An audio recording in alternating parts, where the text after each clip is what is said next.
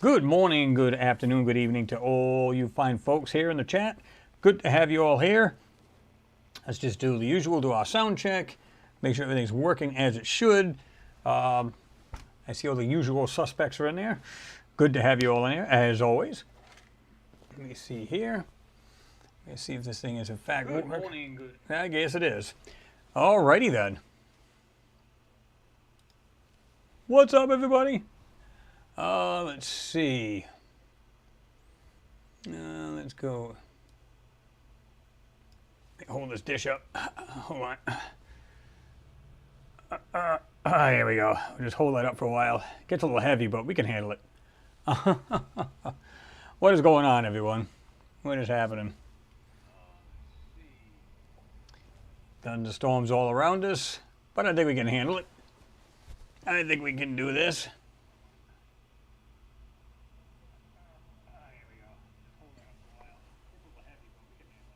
Now let's go. Let's see.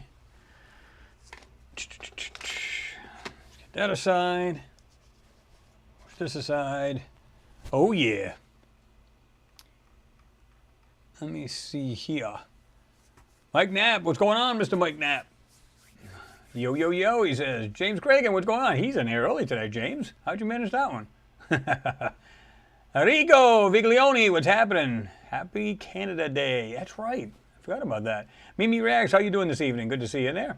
Pete Ferrero's in there. What's going on, Pete? Live Me Watchers in there. Mars the Second Genesis, what's happening? Good to see you in there. Let's see. Flux Capacitor 72 Money, what's happening? Says hello all. Renee V, what's going on? Good to have you in there as always. For some reason, they still won't be. Are you guys having issues with the, like if you're trying to do the super chat, if you want to help the channel out, donate a little cash. I put on the PayPal link up there, and I can't pin it like I used to be able to do it. So I don't know what the deal is with that.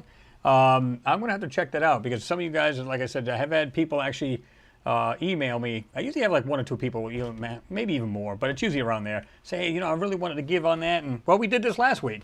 So I wanted to use the super chat, and for some reason I couldn't use it. So what I'm going to do is just after every, super chat or just chat period, right? The Hangout, I'll put a link in there, PayPal. So if anybody wants to just kind of do that, if it makes them feel good, meaning feel better about doing it and not doing it in the chat somehow, then I'll go ahead and do that for you folks. But yeah, I'm kind of curious why that is and what the deal is with that. But definitely going to check that out. Especially if people are saying, listen, I'd like to help the channel out, but I can't get through the damn thing to get it to work. Now, some of you folks can, because a lot of times it'd be like, a lot of the people that always like, well, yeah, I'll give a little bit of money. They do it and they're fine. And some people go, I can't get the damn thing to work. So I don't know what the deal is. YouTube would never screw us, would they? Yeah, buddy. I better just throw a wrench in everybody's thinking, look. McDonald's. Had to have a sweet tea today. For some reason, Subway sucks as far as sweet tea. I don't know if this is like a sweet tea / lemon they have in theirs, but it's awful. I don't know anybody else, but McDonald's, I find, is probably one of the best around. Of course, there's probably about 3 bags of sugar in it each, and you pretty much slip into a sugar coma after you're done eating it, drinking it. Well, you have your meal, then you drink it. But, yeah, it's pretty good. You sit there and start tweaking, not good. But anyway, I just figured I'd mention it about the PayPal thing. It's just really weird how that works. Daniel Lee, what's happening? He said, hi, good evening, everyone. Hi, Chris. Nice to have you back again. Danny from UK, Liverpool. What's going on, Danny? Good to have you in there, man. Long Island, New York, sitting there, $13.95. We are doing good. I hope you're doing good up there as well. Mags K, what's happening, Mags? Good to see you in there as well. Great for All's in there. Says, hello, everyone. What's going on there, Great for All? Planetary Protector, what's happening? Said, greetings, humans. What's going on? Planetary Protector. Long Island, New York says, smash that like button. Wha-bam. John McDonald, what's going on? Good to have you in there. He said, New Zealand. He said, happy to be here with you all. Missed the last couple of live shows. Yeah, we had just gotten, this is like the second one I have done And prior to that, it's been a while since I've actually been doing it because either work is getting in the way or getting home from work or, like I said, it just started. I got thunder and lightning, all kinds of crap around me. If you guys live in Kentucky, Ohio, or anything in that area, you know what I'm talking about. It's just, it's like we just have what they call popcorn thunderstorms. It's like just popping up everywhere, you know. But, and I usually don't like to run the computer during that time, even though I got, you know, suppressors and all other stuff in line and everything. It doesn't mean squat if you get directly hit. So it will filter some light garbage that's in the line when it goes, you know, when you get a lightning bolt near a power line, you get like the static electricity will build up on the outside ground, so you're okay. But if you get hit directly, there ain't no surge protector gonna protect you from that. I mean, unless you're spending 25 grand on one somehow, and it just because some of them will disconnect, or if you're into ham radio, they actually have a little lightning protector built in. You can actually screw your coax into it, and it's like a fuse. The second it gets zapped, it just shuts it off, just snaps the line. So, meaning no connection. So it's a good thing. Long Island, New York, said, anyone seen a UFO sighting in San Diego? I haven't. Interesting. They said it was maybe flares. That's always flares. Well, it's probably swamp gas. You know how that goes. Always got to love that swamp gas. Let's see. Marco Besta, what's going on? He said, good evening, all. At long last, it's weekend. I love you guys say that because you're like, well, you know, it's Friday, it's weekend, but for me, well, crapski, I still got to work in the morning, and I'm pretty much going to have a lack of people helping me, so it's going to be really fun tomorrow. And being that it's the weekend, so basically I have to go out. I'm hoping this darn truck gets here early, get out there, unload the truck, get it in there, and then I got to sort out another store because we actually get another little store, a little order that we have to sort it out. So another picture like 5-6 pallets of shit, and you got to sort out get their pieces that's going to their store. It's not separate. So that's a lot of fun before I can even get started. And then I can start by putting the stuff on the shelf after that. So yeah, it'll be a long day tomorrow. Be fun. And being it's a, you know, a holiday weekend, being the 4th and all, it'll be even more fun. So looking forward to it. It's going to be a lot of fun. Let me see. Cato Alson, am I pronouncing it correctly? Greetings, Chris from Sweden. What's going on? I think it's Cato. Good to see you in there. Starlight GBS, what's going on? We are in Amsterdam, the Netherlands. Oh, good to have you in there, man. And is it your first time? It appears to be, because I don't know if I've seen you before. So welcome aboard. Good to have you in there. Oh, yeah, like you said, I was just going backwards on the comment section. You said, yeah, of course they screw with us all. Yeah. Oh, yeah. It's like, wait a minute, are they having a good time on there? Is he making videos? Well, we can't have that. James Cragen, thank you very much. The first super chat. You're awesome. I appreciate you. Yes, I know, Chris, I am early. Imagine that. Yeah, I was like, this is odd. It's like somebody stole his identity and got in there early. But good to have you in there, James, as always, you know, because I know sometimes it's hard for you you're trying to get in there and you're like, ugh, you know, and you get in there late. So it is what it is, right?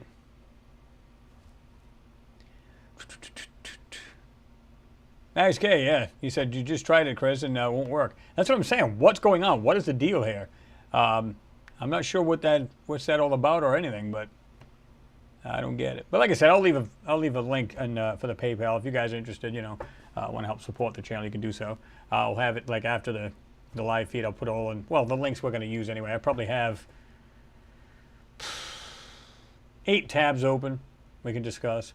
Now, 2 or 3 of them are pretty much the same tab. It's just different, you know, news outlets talking about it. That's all. But the rest is different. Mars is second Genesis. You're right about that. He said everybody's trying to screw all of the peasants these days. Oh, yeah. Long Island. Chris is tweaking. Give me more. Give me more. Give me fuel. Give me fire. Give me that I desire. Pete Ferreros, figure out a way to get donations through PayPal directly. Only take 3%. Oh, yeah, I see. But even then, you couldn't even leave a link. I mean, I guess if you leave the link, like I said, I could leave it right there in the, right there in the, when I leave all the links, I just leave it there in the top. Yep.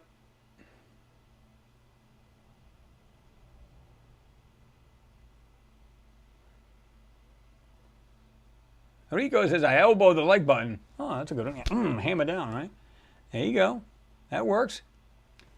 William M. Kennedy, what's going on? Well, it's Junior, so good to have you in there.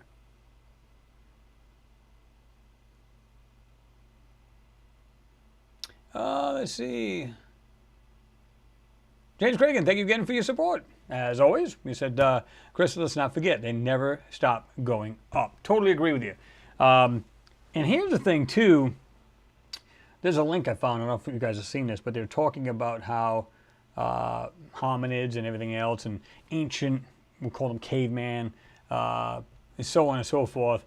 It's like they're going back now. They're figuring out we're much older than what we previously thought. Imagine that. Come on, man. How did they not know this? You know, first it was like, 250,000 years ago, 500,000 years ago. Now it's extended even more so. We're going to find out we've been around for quite a long time. And if we've been around quite a long time here on Earth, you can bet the other planets, if they cooled faster than us, then chances are, guess what? They probably had life before we did. Now, even if it's a couple thousand years, which is basically a blip on the scale of time, or 100,000 years, again, a blip, but still, guess what?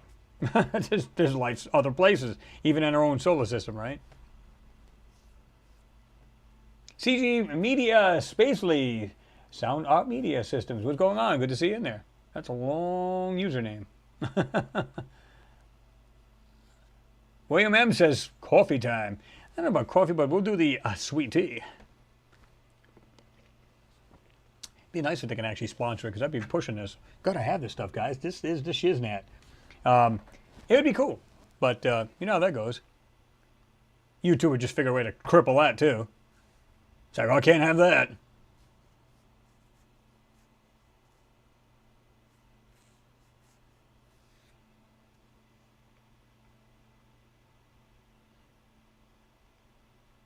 Let me see.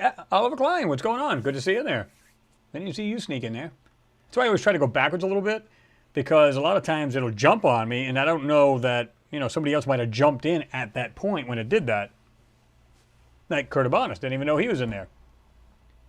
UFOs in San Diego, a warp bubble produced by alien spacecraft.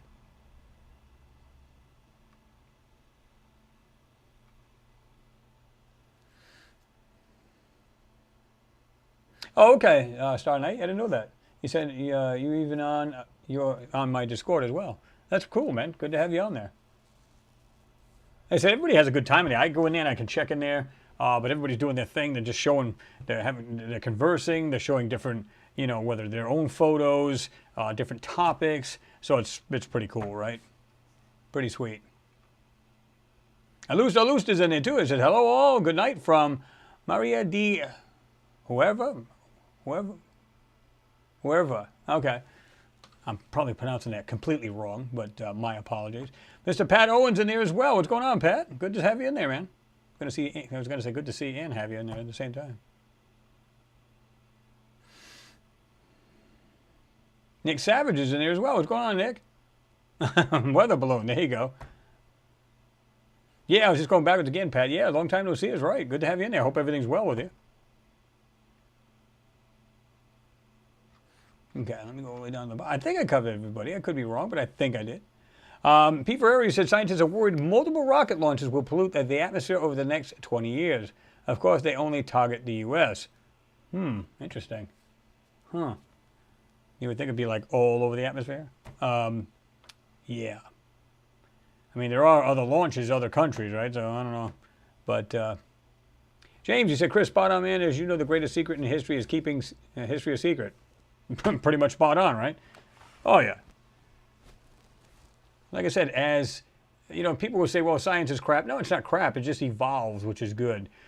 But just going by what you've probably researched yourself, like myself, when you read on all kinds of stuff, ancient civilizations, how they're unburying other civilizations and doing this and doing that, and you know, it just you just again you just gather it all together and you put it together like a giant puzzle, and you go, when they come out with something like, well, it's, you know, man might have been much older, goes under the no shit category. I could be wrong, but it's kind of like, duh, we knew this, and it's like, of course, we don't have scientific, backing to say, yeah, I can prove that myself. No, but you almost can tell that we are much older, right? So yeah.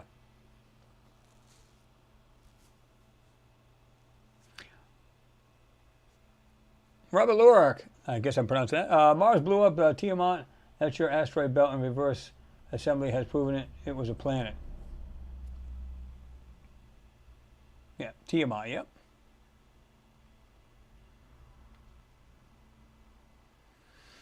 Matthew Leggett. He said, hey, keep up the good work. Appreciate it, Matthew. Good to have you in there. Alfie Joe Bob, what's happening? Good to see you in there as well. Just got home from work. Psh, brother, I feel you. Listen, this is the funny part. Like, I usually get out around 2:30ish roughly. It could be almost 3. It doesn't really matter. I said, I got everything done. Got the store all straightened out. Got it all ready to rock. I said, I'm bored out of my mind. I got to go. So this is the reason why I didn't actually, like, go, crazy trying to get home. I had already gotten something to eat. Got home. Got some pages and some little topics we want to talk about, plus whatever topics we talk about in here. And that's it, I was just like, I don't really have to hurry home, so that's what made it awesome. But that's not always the case. And a lot of times if it's 3, sometimes I can extend that, and of course traffic, weather, whatever. And you guys know the rest of that. So, Mervyn Gravel. Oh, Gravel, depending on who you look, Gravel. Hi, Chris, just joined. What's going on? Mervyn, good to have you in there. Pat Owen says, almost got my 66 Galaxy up and running. That's awesome, man. That's cool. That is awesome.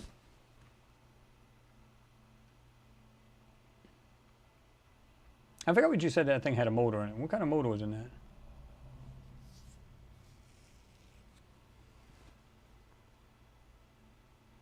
Max K, Chris in Medellin, Colombia, I should say it correctly. On 27th, there was a mass sighting of a diamond UFO, I guess diamond shape. It was identical to the one in Perth, UK in the 1970s. They classified it until 2021, then reclassified it. Oh, wow. And until 2030. Imagine that. It's funny how they'll declassify some things and some things reclassify, or, it's just, why? Why do that? It's crazy how people do that stuff. It just, I don't know. It's just really weird how they do it. Long Island, New York, he said, anyone watch Mirage Man about Richard Doty? No, I haven't. I sure haven't. William N. Kennedy, thank you very much for your support. I do appreciate you, man. That's awesome. He got it to work. He must be doing something different we're not doing. I don't get it. But some people can get these things to rock, and some people go, it won't work for me. I don't know. Maybe it's going to do the sticker thing, or like the active thing. I don't know. But I appreciate it, man. I really do, William. Oh, okay. You got the 302 now. Okay.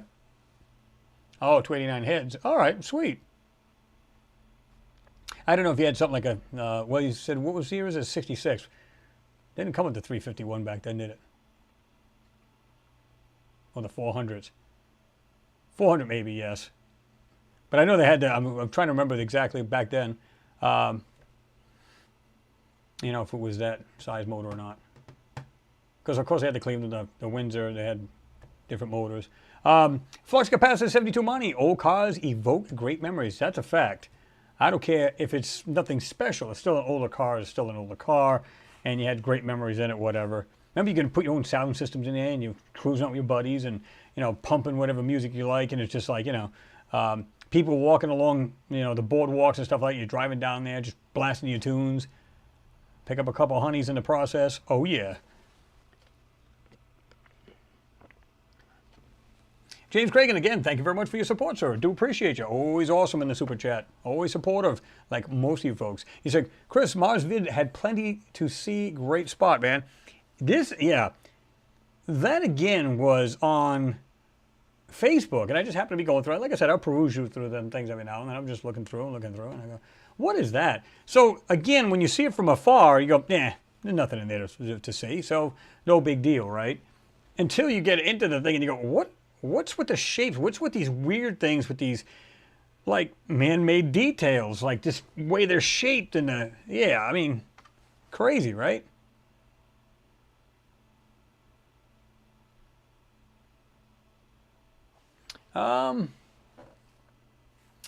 Elaine Millard, what's going on? He said, I bought myself an EEG reader mid-band, mind band.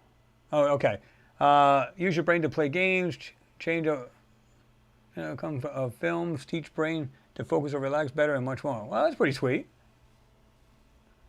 CG Media says, no video of it yet, but see a light object flying over night sky. No FFA lights, moves wherever it wants. Space Force? Then there's a usual daily drone lights over every hour, all day long. Yeah, see, this is the weird thing. Everybody's getting these friggin' drones, and of course the military has their own good-sized drones, right? They're not these little things that you and I can buy, you know. Of course, you can buy pretty big drones. But still, next thing you know, people are dressing them up. They're putting their own lights on it, making it look like it's a UFO. Oh, I'll just put this in the sky, and then people will talk about it on the news. I can get my 5 minutes of fame. Really? And this is what's kind of throwing a monkey wrench and all that. You know, I'd rather see the real deal, you know. That's why you want to live where there nobody else is around. Yeah.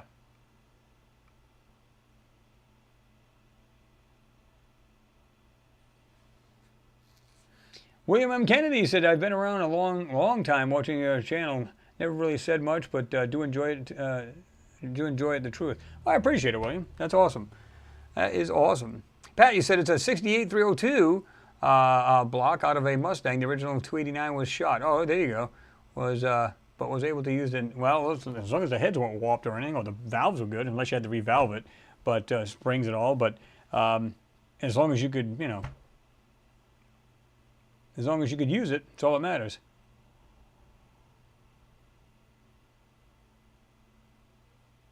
D. Tubman, you said 289, 330, 369, 390, 400. Yeah, because that was the older ones. That's what I was trying to remember, right? And the 429s, which, yeah, you get into the jet engines. They call them the jet. Well, what do they call them?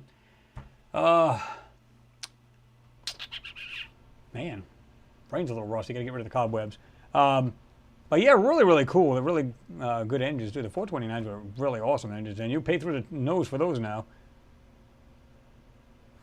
Pete Ferrari, you said it said that the U.S. is experiencing a drought that happens only once in 1,200 years. The pole shifting is probably the blame, according to NASA. It could very well be. Now, how many times you heard? Well, I'm trying to remember if I heard it was what lake was that? There's a couple of them near. You know, like out west where a lot of these lakes are drying up, right? And they got dams there and everything else, and they're drying up. I mean, they can't. And now they have to try to regulate that to keep water back and try to regulate it. But then how do you feed downstream, you know, to farmers and stuff like that? So that becomes a problem.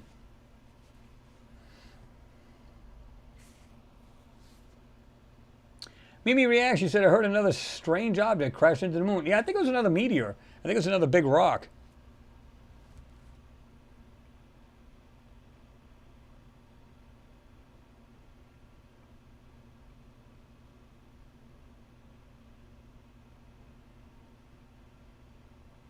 Lusta says the head of the Russian space agency sets the world stone by making a shocking statement. We are being watched as if we were bacteria.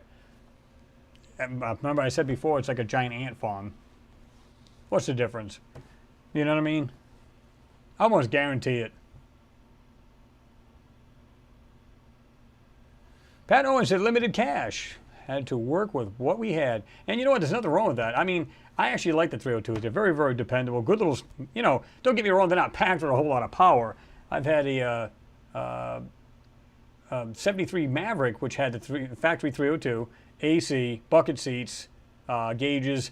And I went out and I think I even told a story where I had, there was a guy that had a Maverick, I think it was a 71, and basically all interchangeable, right? But he had the grabber hood and the spoiler. I was like, interesting. Had the trunk to it. I was like, want to trade hoods? So got it, painted the same colors, like a yellowish with a black vinyl roof. And I'll tell you what, that motor was a good little motor. They're dependable, 145 horse. There's nothing to get excited about. But it's still a fun little car. when a car weighs about 3,000 pounds, maybe 3,200 pounds tops, 145 horse, it's kind of wimpy. You know how that, I mean, Christ, even 4-cylinders put out more than that.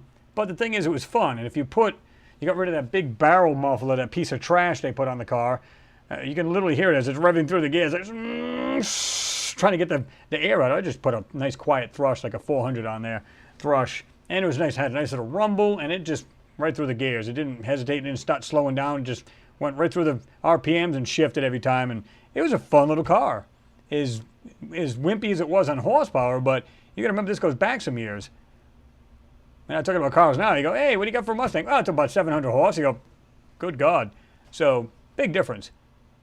But back in the day, everything was relative, where horsepower was a lot less, right?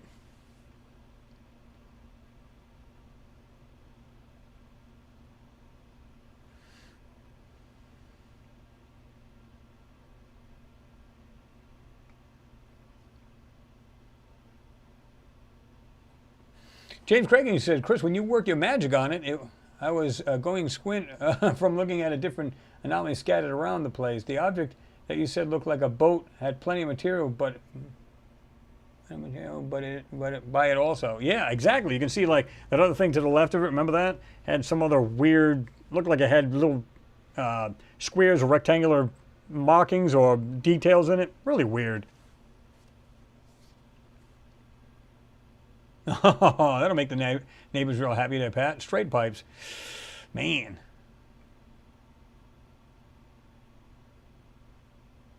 D. Tubman says Ford 300 straight 6. Iron Horse is probably the best Ford produced. So they stopped building them. Of course. Yeah, they were actually a good motor. Really good motors. Of course, they were found in trucks. I believe all trucks. But still, you know, good motor. No Pores Clark. What's going on? Good to see you in there. He said, howdy.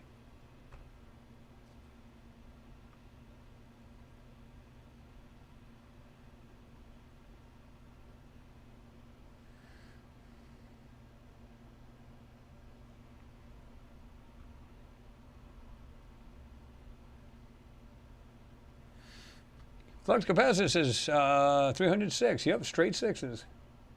Even the 250s were good motors, right? They were good motors considering.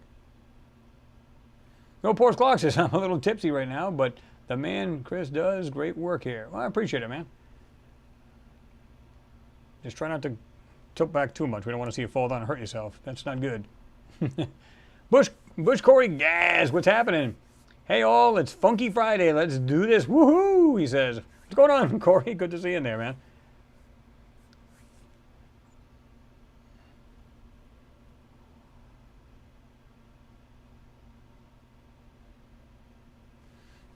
Let's see. All right, let's get this bad boy kicked off. I don't know, you guys, I'm sure you heard of this, about the sun damage. Wild solar flares are causing satellites to plummet back towards Earth, and it's getting worse, experts say. Now, remember, we've always talked about the 11-year cycle. Well, it's just starting its 11-year cycle, and it's already off to pretty much an active start. Now, you can read this. You see, there's a fairly regular basis, and they can play havoc with our tech. Scientists are now concerned that recent wild solar activity is causing satellites to fall to Earth. Not good. Won't be able to watch your satellite. Now, the sun is at its start of its 11-year cycle and its very active phase. That means we're currently seeing more frequent solar flares. Around every 11 years, the magnetic field on the sun flips, which we know that, right? That means the north and south poles switch, and this can cause the sun to behave erratically before settling down. So, of course, you get these massive, CMEs. You get all that. Once it settles, the magnetic field flips, and the cycle begins again. Solar flares are bursts of radiation from the sun that sometimes hit Earth or shoot into deep space. Earth logically protects us from a damaging impact of solar flares by using its magnetic field. However, they can still affect our tech and confuse migrating animals that rely on the magnetic field for direction. And of course, if it gets influenced by these flares, it kind of messes them all up, right? Solar flares can cause radio blackouts and impact satellite communications. It's the latter that is currently causing concern.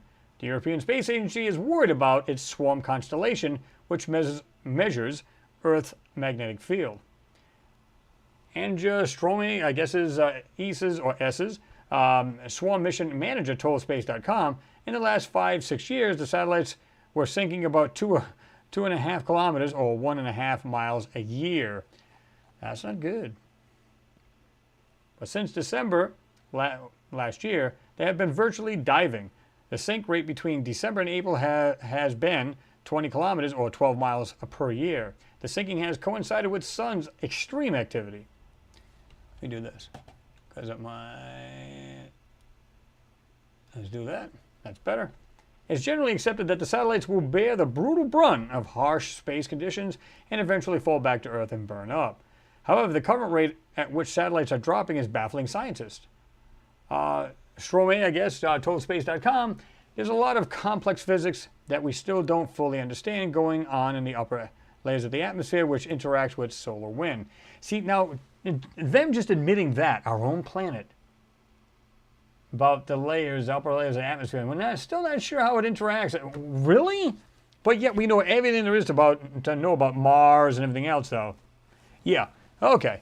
Sure.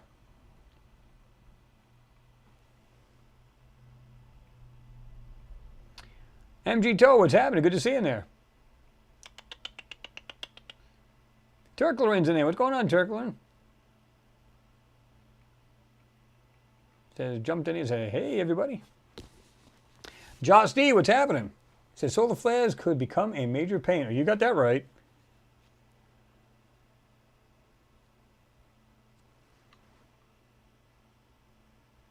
Oops.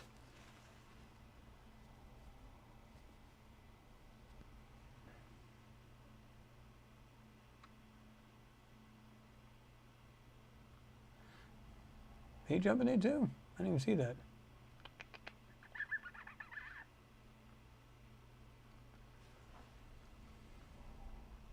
Oh, Richard Bunt, what's going on? Good to see you in there as well. Probably jumped right over you. Didn't even see you there. Oops. Oliver Klein, you said, problem is the flip and restart can go fast, or as it gets so slow it takes so long that in 4 days we freeze to blocks where restart kicks such blast, we get fried. Yeah, it's just really weird, right? James, 1977 Razorbacks, number 1. What's going on, man? Good to see you in there. So what's up, Chris? Not a whole lot. Just chilling with you guys. See what's going on? Do a little chit-chat.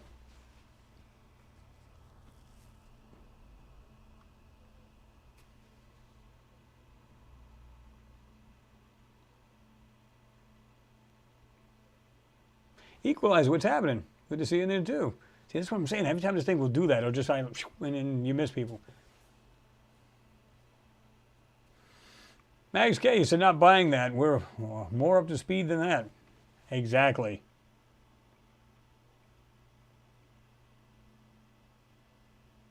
There you go, Pat. So if you put enough trash on orbit around the Earth, we will be safe from these CMEs. There you go. Just block it out, right? Or just everything will just like fall into the planet, you know, all at once and be like, oh God.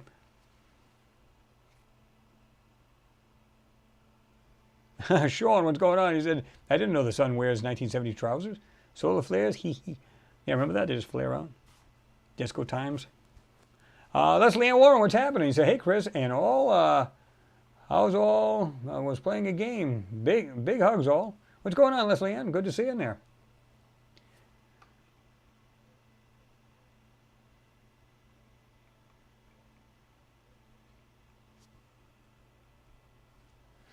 Pete Ferreira said, oh, sure. NASA can't figure out why Mars is so active. Can't be the atmosphere. They say it doesn't exist around Mars. Yeah, exactly. Oh, God. James, 1977 Razorback says, finally got off work early today. It's only 140 degrees today. Ours wasn't too bad. I think ours was like, it was actually a little cooler today. 92 maybe?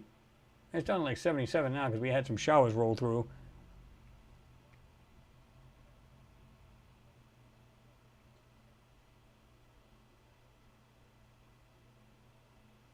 Paul McCoon, what's happening? He said, hi guys, it's my birthday. Yo, I'm on the on the Guinness. Good to see you there, man, and happy birthday there, right?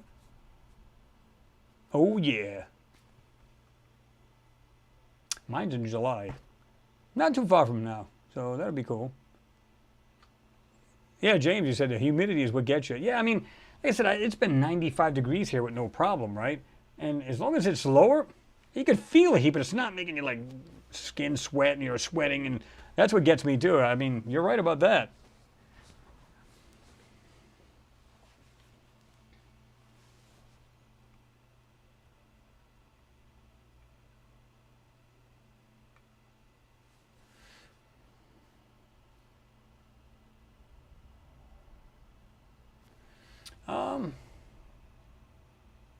We know that this interaction causes an upwelling of the atmosphere. That means that the denser air shifts upwards to higher altitudes.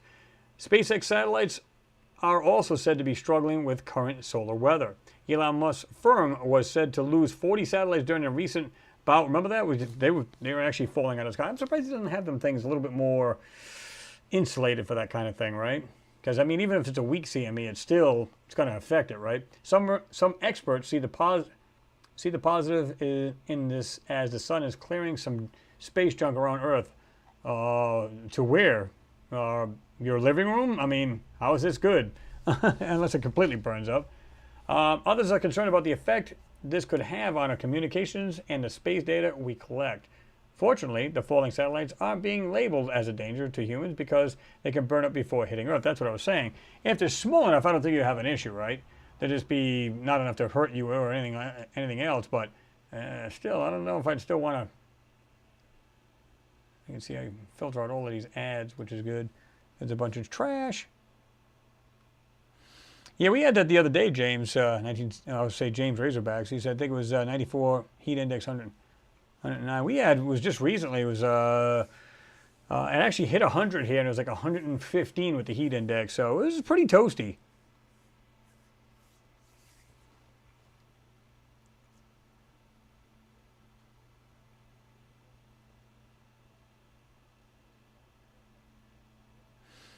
D. Tubbin says 1988 drought, the Mississippi River here in Missouri. Hold on, things jumping on me here. Well, actually scrolling up. You could walk Missouri side to Illinois side channels that are about 80 to. Yeah, I know. I've seen that too, where it's literally just dried up. Period. I was like, damn, that's crazy. And of course, you'll have to limit your water use, all this other good stuff, and it's always a fun time. Yeah. So, yeah, don't water your grass. Don't do. I mean, in some ways, would you rather have drinking water or would you rather water your lawn?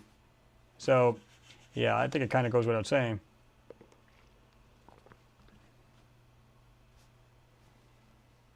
And if you try to collect your own water, the state will get you for that. By the way, you're collecting water, you can't do that. What are you even talking about? Well, because that rain's supposed to go back into the sewers, which we put through the water treatment plant, and then, of course, it's for people to drink and do the laundry, whatever.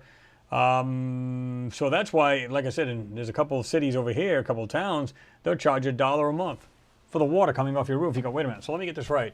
So the water's dropping down freely from the sky, but you're going to charge me. Now, don't get me wrong, it's only a sleazy $1 bill. It's not the point.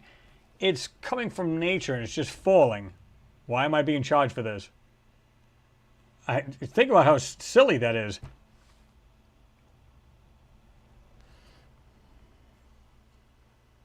Yeah, I've seen that too, James Razorback.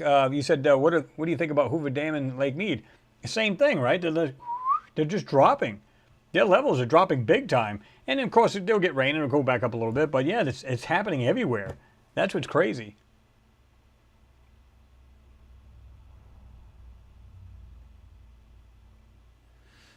Yep, like I said, drying up.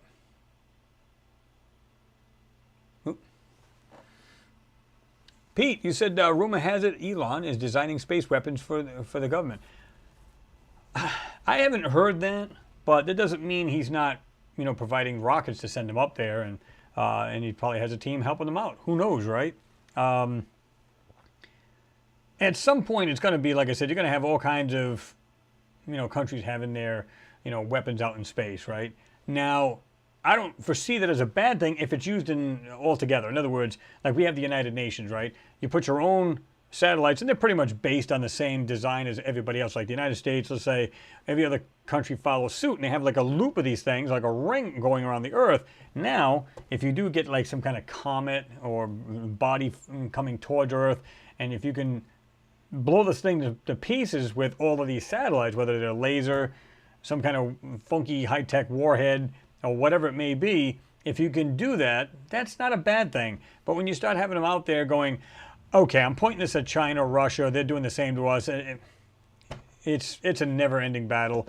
And if they never have a war with us, meaning it doesn't escalate that bad, then it's like, what's the point of having them out there? You know what I mean? And they'll age, and of course they'll fall back to Earth and probably kill some civilian. But Renee V says, no Ricardo. Yeah, I noticed that too. Ricardo's not even in there tonight.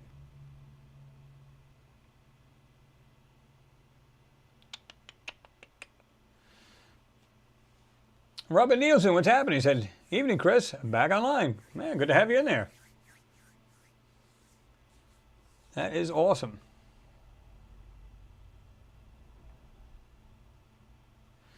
Josh D said, even after some nice rain, Holland is drying out badly in the west. The agriculture area has slated up a sea. Wow, that's insane.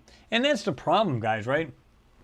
You know, a lot of these farms, of course, they have their own little irrigation areas and stuff like that to water the crops, so on and so forth. And if that stops, a lot of these farms are along these rivers that are being dried up. That's not a good thing. You know, you get, you know, less product, you know, a lot less products. You know, plants are not growing, vegetables, fruits, whatever. And next thing you know, what you can grow comes to the store.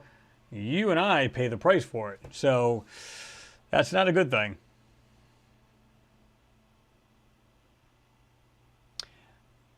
No Ports Clock, he said, but how are you going to limit human consumption? Haha.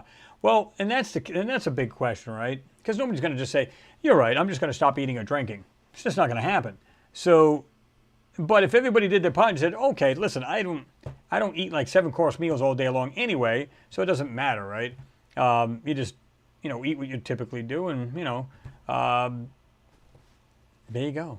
But like you said, as a whole, you look at all of the people, the population. You know what I mean? You'll be paying, though, when you go to the store. It's like, well, remember those, you know, the corn and all this other stuff? Yeah, it's tripled. You know, you go, what the hell just happened?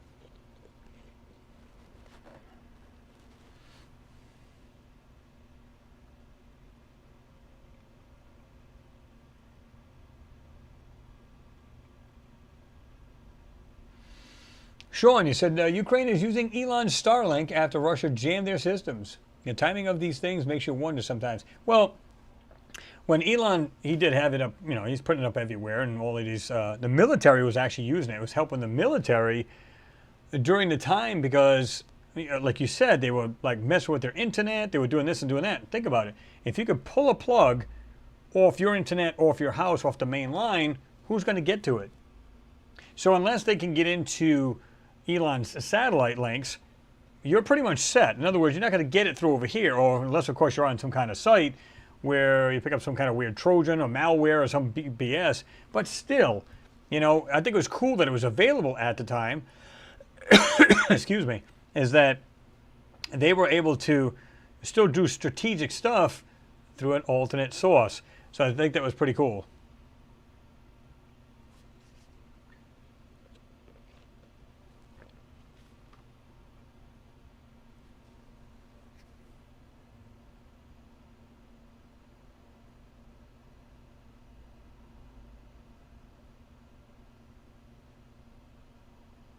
John K., he said, I would love to see a video on your favorites list. Yeah, I still need to do that. I need to put one of those together if I can even find the time, right? And by the way, guys, if you've seen the last video, the one I just put out yesterday, last night, in fact, if you watch that video, there may be a small part 2 to that, because I just found another picture that has the same stuff, well, not all of the same stuff to the right, but a couple extra things on the left. And I'm kind of curious if I could bring anything out of that. So there may be a little part 2 to that, so stay tuned for that. Because I was just like, wow, that's pretty sweet. Didn't notice it until I saw this other picture, different, I don't know if it was the same Saul, but it literally was like more to the left, so it was pretty cool. And again, some things that just don't look natural, right?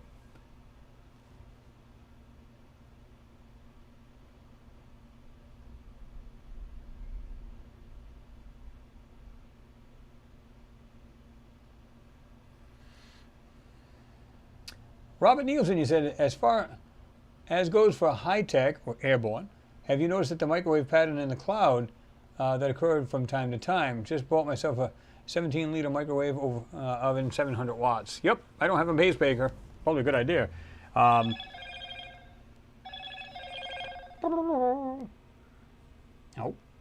somebody in the driveway. Hey, go out there and shoot him. No, I'm kidding. People are going, damn, he's vicious. Let me see. I could probably shut that off too. I thought that was off. Notifications. Let's just drop that off. Shut that off too. Okay.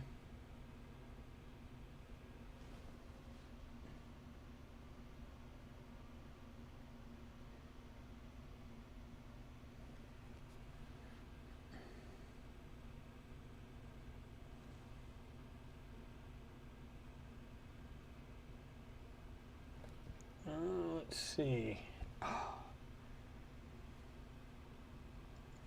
Okay. Let me see here.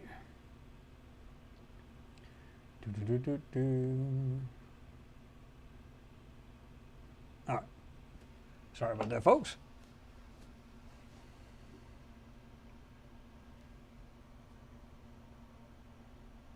That would be pretty interesting, flux capacitor 72. You said if Antarctica melts beneath to see what's lurking in those time capsule forests. Oh yeah, that would be pretty sweet. Herschel Warden, what's going on? He said, hello, Chris from Nashville, Tennessee. What's going on, man? Good to see you over there in 10. Oh, Tennessee. Esoteric Gold, what's happening? Good to see you in there. Got the old hand waving around. Ooh, Sweet Tea's gonna kill me. No pause. You said farms feed, but dust sucks too. Yeah. Maybe we could do a lot of that.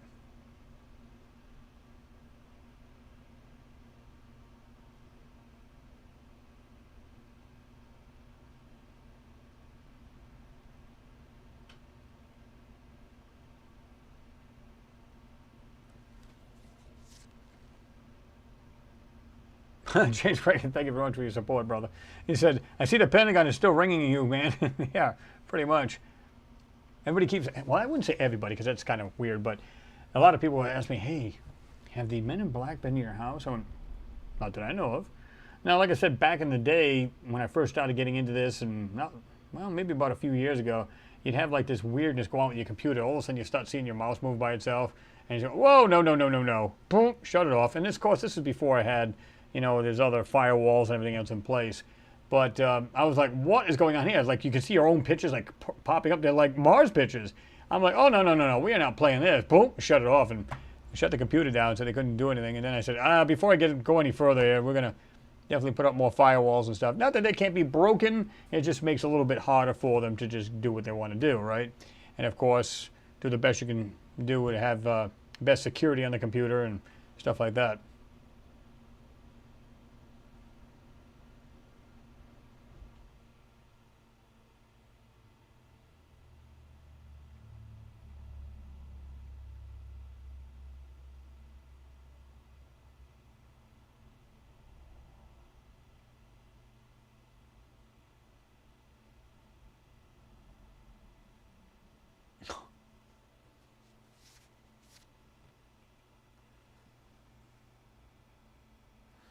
All right, let's see. Now, I don't know if you guys have seen this. Broken Wings. Where does that sound from me, that song? Oh. Fears for NASA's Mars helicopter as sensor breaks in extreme Martian weather. Martian. Okay. Martian weather. Extreme. Okay. Robotic helicopter on Mars has developed technical difficulties with a sensor used for orientating itself with the surface of the planet. Now, I just watched another video, too, they had where it was like the fastest flight it took. Do you guys see that? I don't know if I can find it again, but I thought it was kind of odd because they said it was traveling the furthest as well as the fastest. So I thought that was pretty weird. but I don't know. Ingenuity, the robot helicopter, has scanned the surface of Mars from about 40 feet in the air. Getting higher and higher. What are you scanning? Does anybody think the same way I do? Seriously, what are you scanning? It's rocks and dust. What do we care? Ingenuity is a small robot fitted with a solar panel, which I still don't understand how that thing can charge up and whatever. Maybe I'm just mental, but I see a little, what do you call it like that, little panel. It's probably a foot long and extra inches wide. I don't get it. Well, because Mars is so far away, it's not going to charge that battery up. Well, you know, it gets less sunlight, and yet we have a bunch of solar-powered, well, not anymore, but had solar-powered robots, Opportunity, you know. And it's just like, and yet they were putting solar-powered rovers on the planet. I don't know. When Ingenuity took its first flight on Mars to the height of about 10 feet, it achieved the first controlled and powered flight to take place on another planet. In the years since, Ingenuity has taken 28 flights on Mars and demonstrated that the future planetary exploration could have a robust drone program. The robot was designed for a 90-second mission and has spent almost an hour in total flying over the Martian surface. But a busted sensor that reads which way gravity is pulling has sidelined the mini copter. The broken sensor is called an inclinometer. That's basically incline-o-meter, but anyway. It was damaged by the Martian weather tugging on the helicopter's bandwidth. Okay, NASA says that the inclinometer, if you want to say it fast, inclinometer, depending how you want to pronounce it, consumes data from 3 other navigational components and algorithms initialize this information in preparation for takeoff.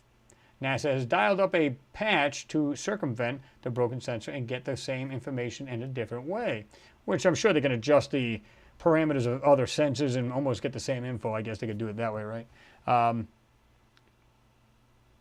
So, yeah. D. Tubman, I like that. I wonder if a Martian threw a spear at the helicopter. Stupid piece of ping! Pippa Schmidt, what's going on? He said, hi everyone from UK. What's going on? Pippa? Good to see you there. A software script will intercept the bad data from the broken sensor and then replace it with good data from remaining functioning sensors. So yeah, so that's what they're doing. They're kind of, just trying to get those. I guess they're just reworking or making it more sensitive or doing whatever parameters and everything else to get it to almost. So when they gather all the information, it'd be like still having that other sensor in place, right? I guess. Anticipating that the situation could potentially arise, we prepared the required software patch prior to the last year's arrival on Mars and kept it on the shelf for the eventuality.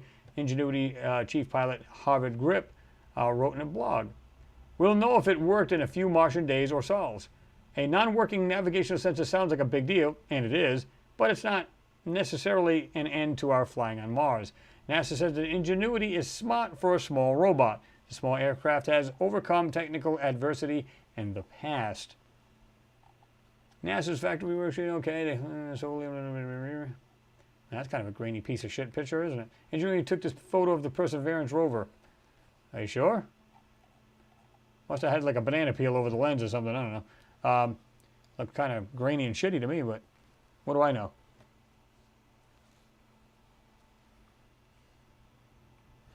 James Cragen said, Chris, listen to a great interview with a guy on CC Radio about, well, it's Coast to Coast if people don't know, about the large theater incident in space a few years ago.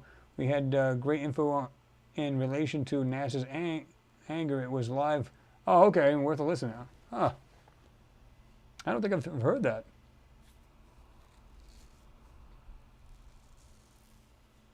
Oliver Klein, he said that actual drone technology and they built that lousy helicopter.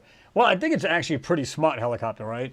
It pretty much knows it's autonomous as well. It can still take off and it knows where to land. And if there's something there, clearly it's not going to land there. So it's pretty smart in that aspect. And that's why you get all these sensors, right?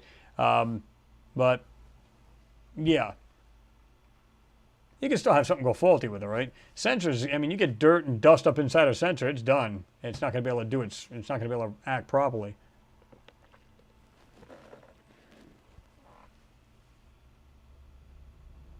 It's like kind of the, trying to remember what the heck they were. No, it really doesn't matter. I was just trying to think of something on the helicopter.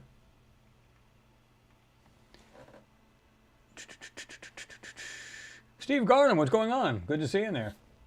Somebody had mentioned your name. I was like, did he jump in there too? Sweet.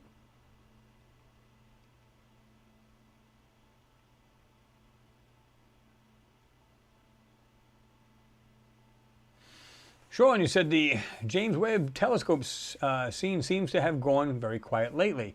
Still waiting for the images. If I'm not mistaken, they said the 14th of July, they're going to show everyone, NASA's going to show this, the first spectacular photos. Who's with me on this, yay or nay, when you think already they've been using this thing already? Looking at different things already out there and seeing some crazy stuff. And they're just going to figure a way now to use software to block out certain areas of the universe as it's taking photos of it. They'll just have a way to just go, okay, we'll just block that out. Because keep in mind, we just, other than planets, stars, nebulas, or whatever, it's just void space. It's dark. It's black. So if they want to take something out they don't want you to see, they just kind of put blackness over it. How easy is that to do? I'm sure they're not going to go, hey, look at this, a close-up of this big planet with a Dyson sphere around it. They're not going to do that. They're going to do whatever they can to just block it out. Something tells me they're already taking photos in different areas that they are of great interest to them, and they've probably seen some crazy things already. And they're just going to say, oh, these are the brand new photos coming out. Oh, yeah. It's fully aligned, ready to go. Of course, it's been fully aligned, but you know what I mean.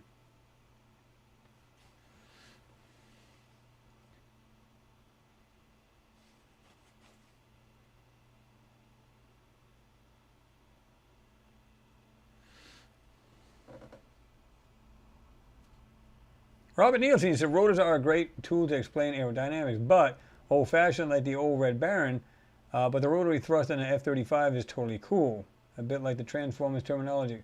Yeah, yeah, pretty much.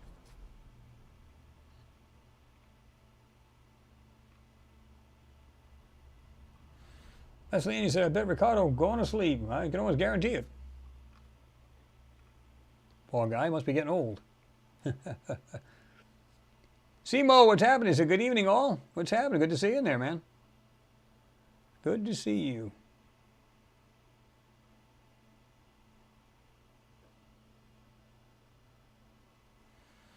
Speaking of which, I want to show you, you said objects and stuff. You're talking about that tether incident. Let me see.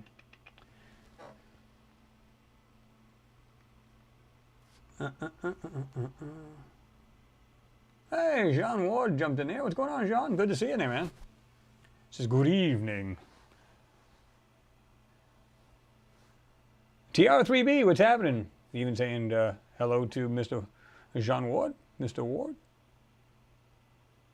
John McDonald says, gotta go, folks. Messages to do. Enjoy your weekend chat. Catch you all next time. All right, John, you have yourself a good weekend there, right?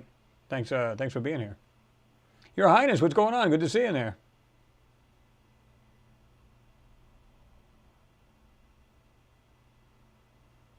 Yeah, when you're saying objects, I've got a couple of photos, and one of them I had done, it was from the Viking lander. And the funny thing about it is, I'll show that photo again, when I enhanced it and brought all this stuff out, you can actually see things that have been intelligently made laying on the ground.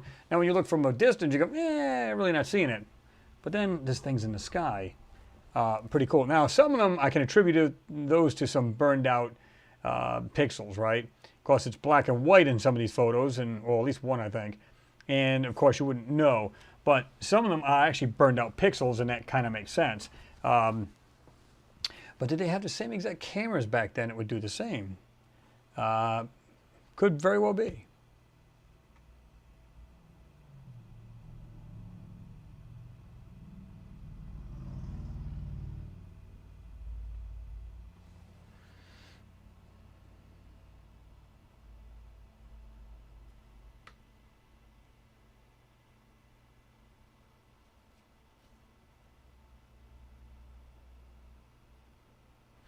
Pepper Schmidt, you said, I wonder if you could help me with this question that is most bugging me.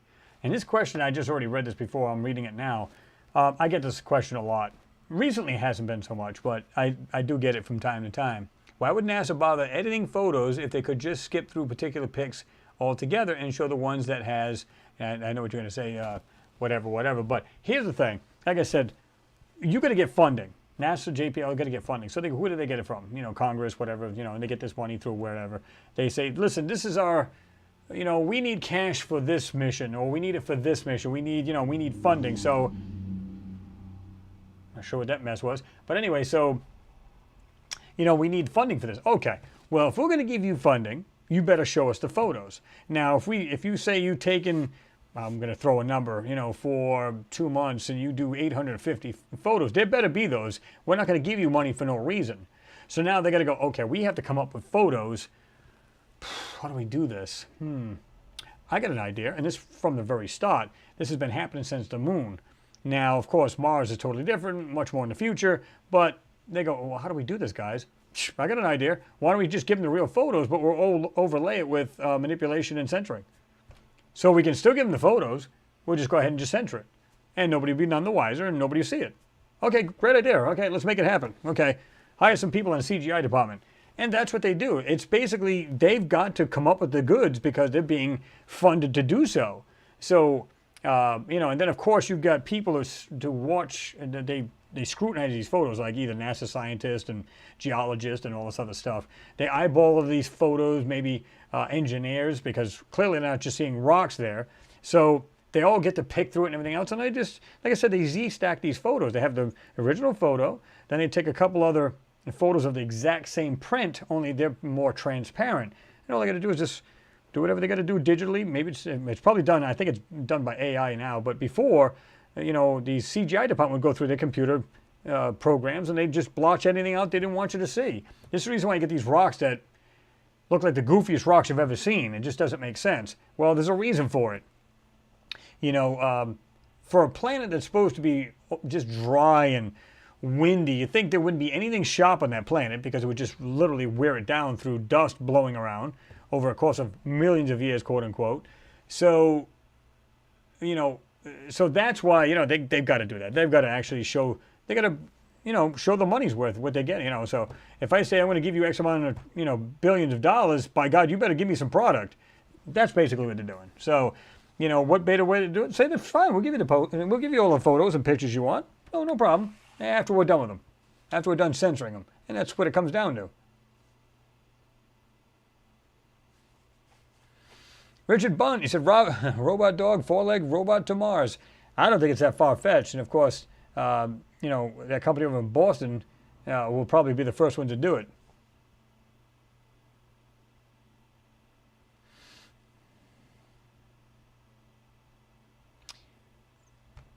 Let me see.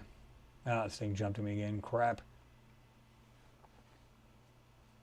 Marina Rapan's in there. What's going on? You say, hello, everyone. Happy to join. Good to see you there, Marina. Glad to have you in there.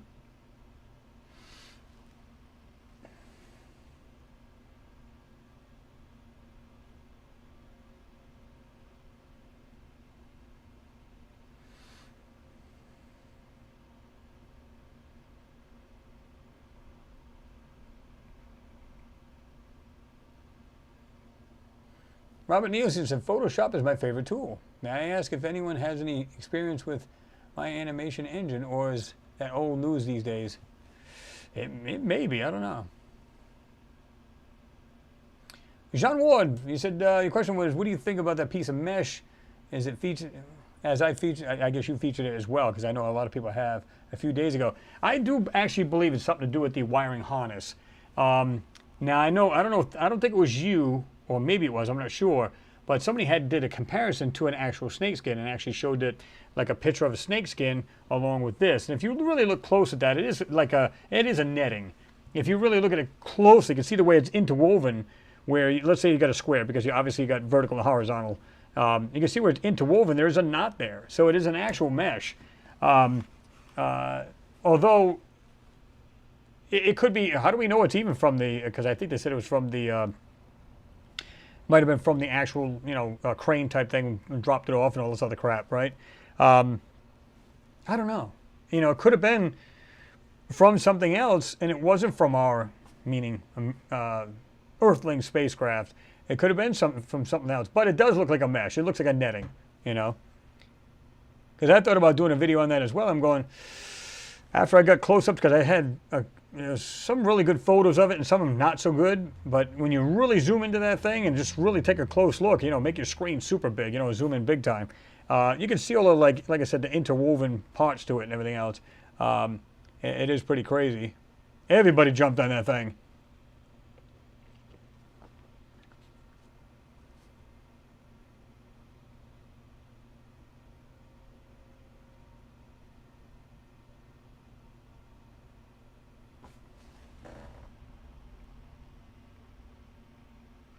What do you think, Jean? Do you think it's... Now, I didn't watch the video you had done, so I can't say that I have. I've been busy up to... Yesterday afternoon wasn't too bad, but then I was like, okay. And like I said, the only reason why I was able to get on here and pull some of this stuff together was to... I kind of had gotten out early. But other than that, so do you think it's something... Maybe it's alien on that planet, and they just want to make it sound like, oh, by the way, it's... You know, it's part of our spacecraft or lander or whatever you want to call it. It's part of our equipment. I would have thought something like that would have been worn away by now, though, if it was something that was from Mars, you know. Even if it was only 20 years old, you wouldn't think that thing would be around. Let's say it was something on Mars, that it was there, and it was a civilization not long ago got blown to smithereens. You know, you would think it'd be like completely gone by now.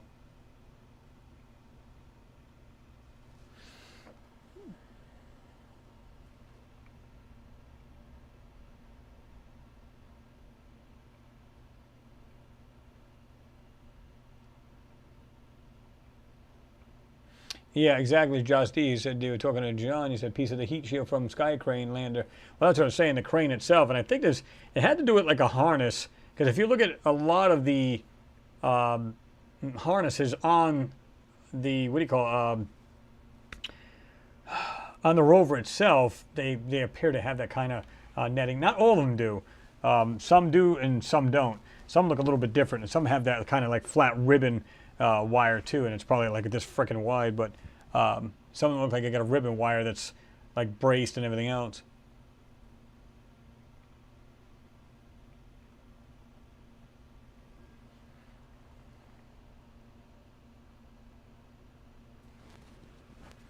Pippa Schmidt, you said, I believe there are lots of going on there, as I saw on Gaia TV, lunar ops and billion-year-old spaceships found like Apollo 20 and Mona Lisa EBE found.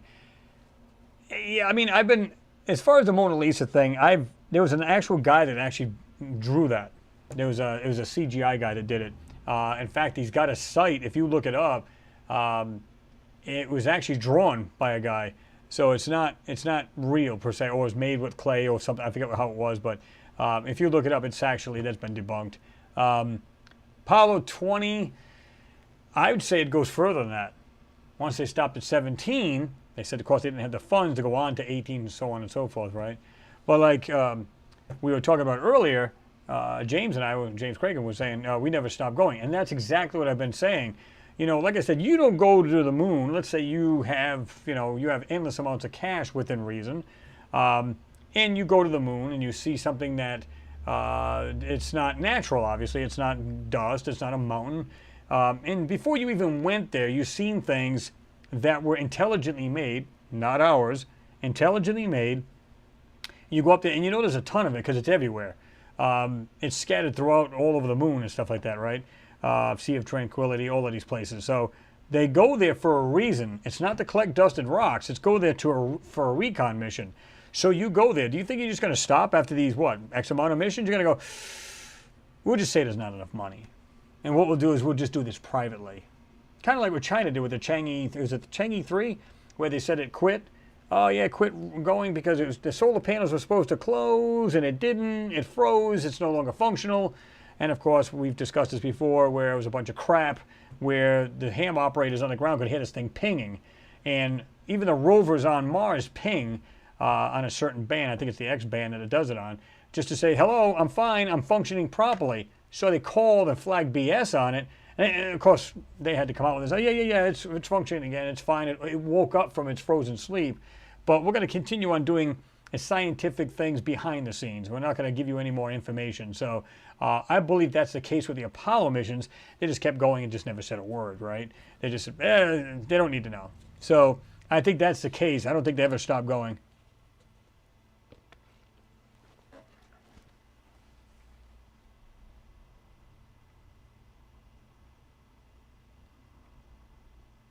Miss Hurd, what's going on? Good to see you. Howdy, everyone. Well, it's been a while since we've seen you. Good to have you in there. Hope you're doing well.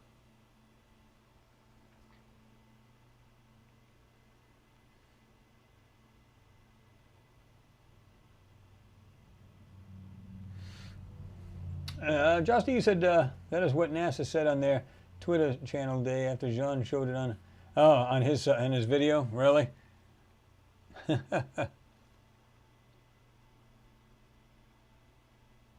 Tim Ahern, you said, has anyone admitted to doing these alterations? Well, they will tell you that there is an actual CGI department, and they make it aesthetically pleasing to the eyes for the people to see it. But if you study these photos long enough, you can see where here's a perfect example. You have a rock, okay?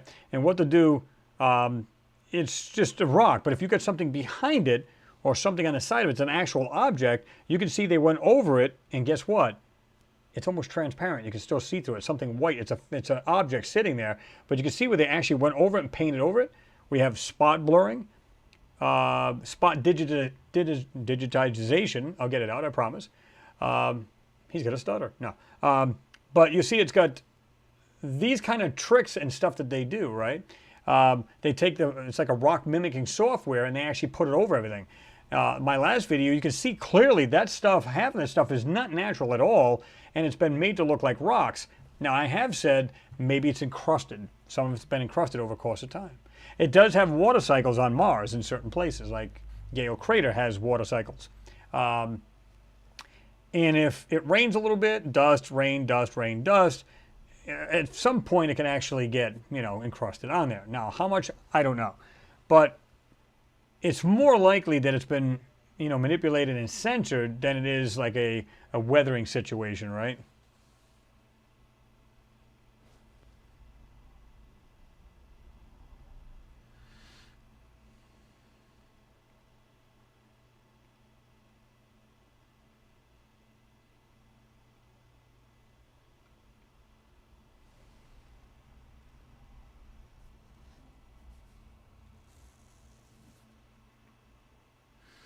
This thing jumped on me. Let me go back just a hair bit.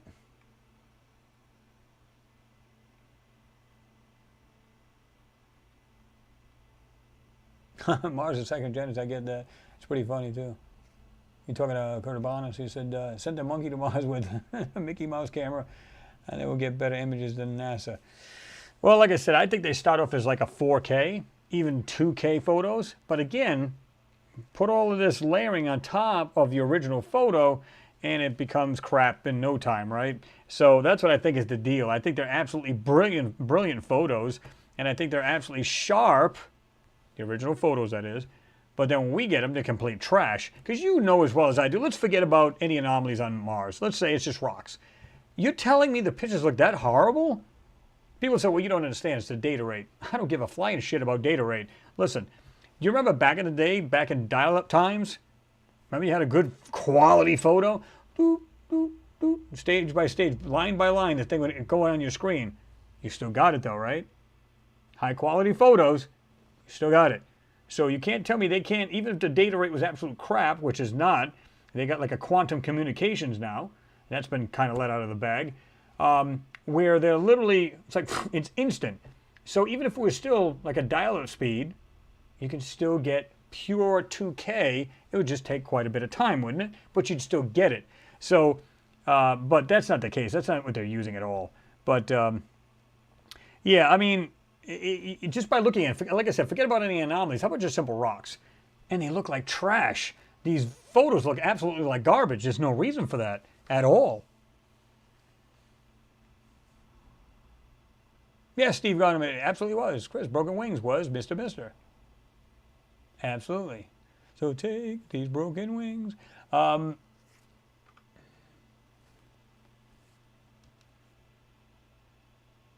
No idea who that number is. I love these 877 numbers, some weird shit going on. Miss Heard, you said, I am doing great, everyone. Thanks. Well, it's good to hear, because it's been a while since I've seen or heard anything from you, so I'm just hoping you were all right.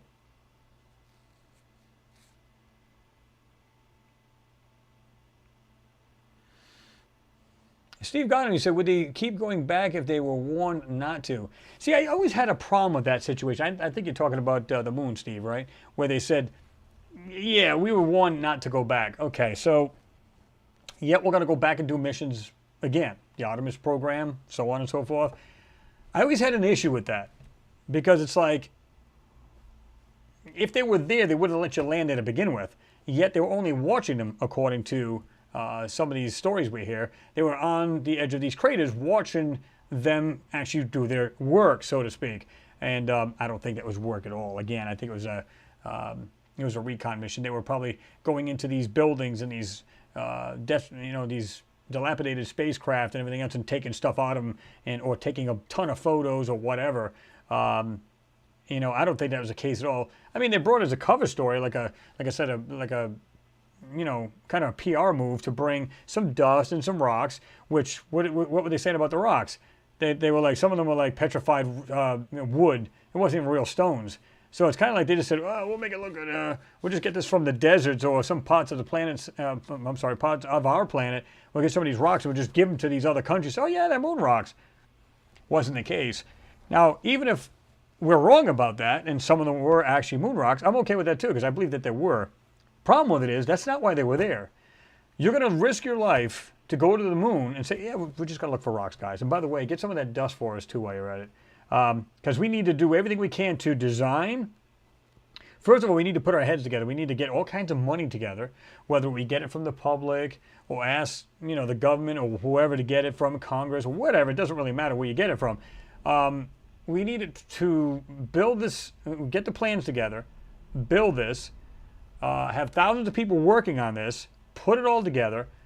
Oh, by the way, guys, you may die on the way to the moon. Oh, yeah, we're good. We can't wait to get them rocks and dust. So we're going to send you up there. We got X amount of missions. We're going to have you go up there in certain parts of the moon. We want you to gather these rocks and everything. Just come back with them. We just want to analyze them. Come on.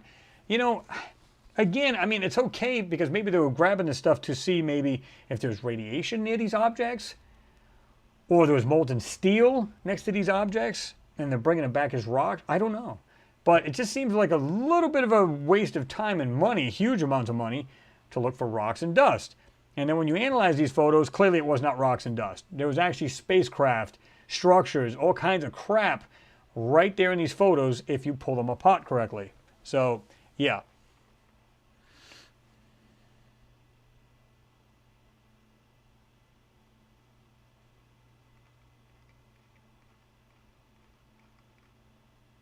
James Cragen, thanks again for your support, man. I do appreciate it. You said, Chris, a cloth for the CGI boys glasses tonight. I think we should why we should get them a cloth, man? We're just getting all the glasses. Maybe that's the problem, right? Could be. Wild Otter, what's going on? Good to see you in there. It's been a while. He said, I heard at one point when astronauts were returning home, a voice spoke out loudly, don't come back for 25 or 30 years. I don't know. I don't think I've heard that, but I did hear that they said, oh, we were warned to stay off the moon. And I'm going, but I don't get it from the word go. If, let's say they got away with it the first time. They go up there and they're, because it was the first one to the moon was actually Apollo 11. 10 was obviously just an orbiting. They wanted to see where they were going to land and everything else. So 11 was the first one. Now let's suppose they're up there. They would have warned them right then and there. Don't ever come back to the moon, man. That's all. Don't come back. There wouldn't have been other missions. That's why I'm kind of like, I don't believe that story. I think they didn't. If there's aliens on the moon, and there could very well be, then they'll be under the moon. They don't care what's on the surface. Because here's the thing. What if it's basically like the top of the moon, they don't care, where it has maybe sensors, they can look out what's going on around the moon, but the surface is nothing more than a skin. So if you crash your spaceship into it, oh well. Leftover junk from when they were mining parts of the moon or whatever. Think about it. You don't have to mine it if you live inside the moon, right? So, I don't know. That's why I don't really believe that story. I think it's like either they live under there, they don't care what happens on the surface, or there's nobody on the moon at all. You know. Now, it's a cool story when they said, then they said, oh yeah, these spacecraft are on the edge of the crater and they're looking down at us. Was there anybody really in there? Could they actually see people in the windows of these spacecraft, or were they just there, just happened to be lined up? Maybe they were parked there from a civilization that was there at one point, and they just had them parked there. I don't know. There's no way to know. We'll never know. We'll never know that.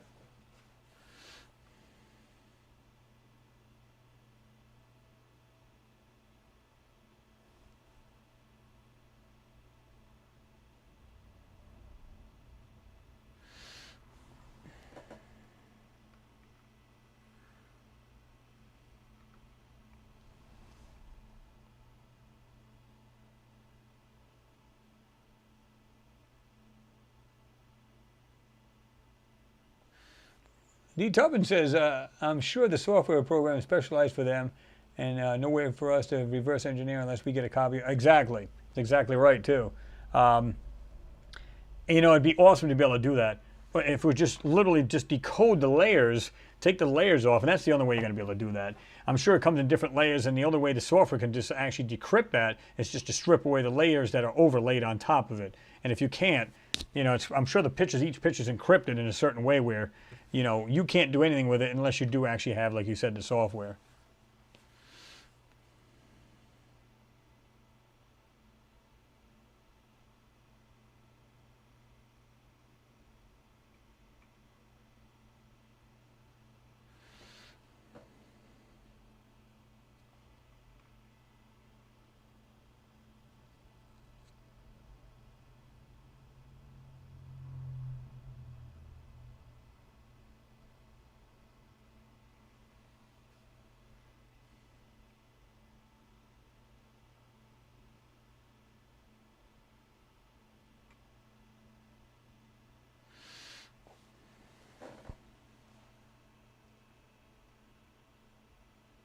Yeah, John Ward, you're just talking to misheard.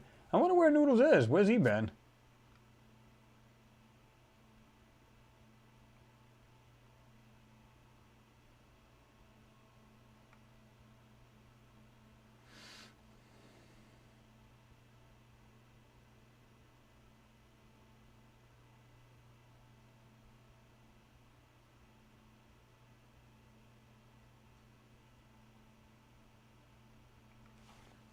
Stupid thing jumps again.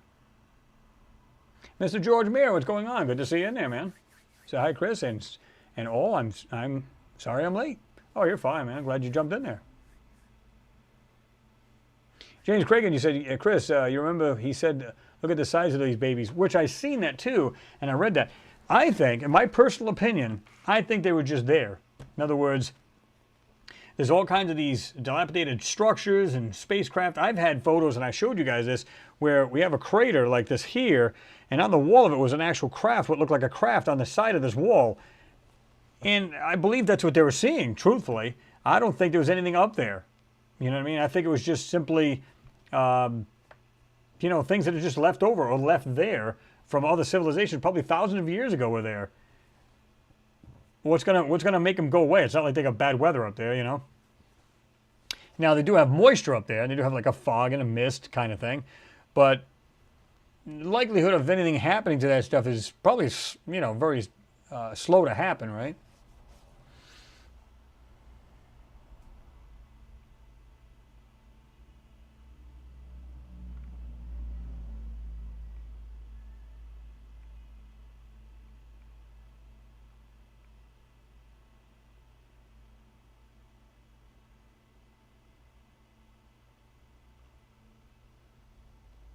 John Schaub, he said, Chris, have you seen the clangers? Not sure.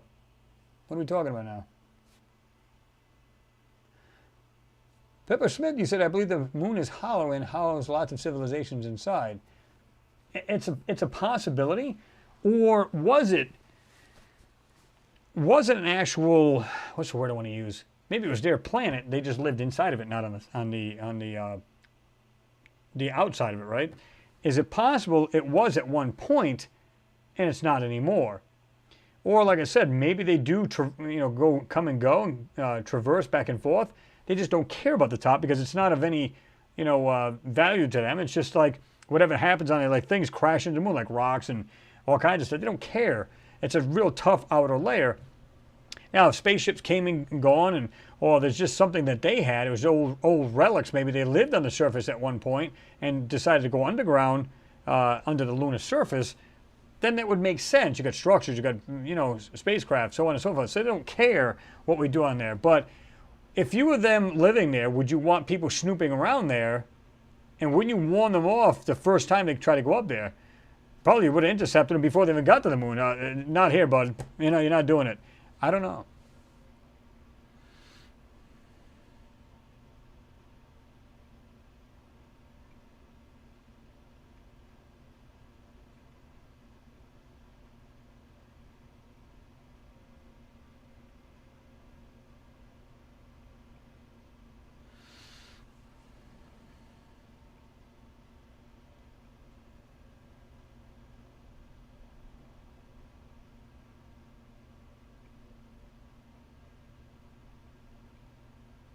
Robert Button, that would be so cool to see a ant, Mount Everest size, crawling out of the crater. Then us humans would know the ants are the masters. That'd be kind of weird too, wouldn't it? TNT 87, 1998 rather. Hello, what's going on? Good to have you in here. TNT, that's dynamite. Oops.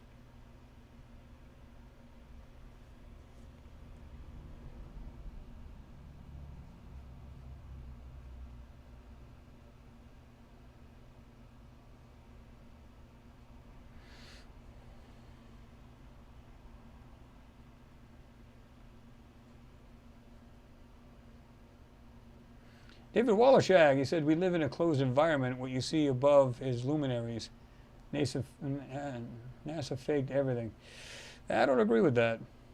Definitely don't agree with that. Now, they may lie to the public, and they may say, well, this is the real photos of whatever, but we know that the photos of Mars or the moon, we know that. We just don't, well, we shouldn't say don't, but we know they're also centering and covering over what's on in these photos too. That's a fact.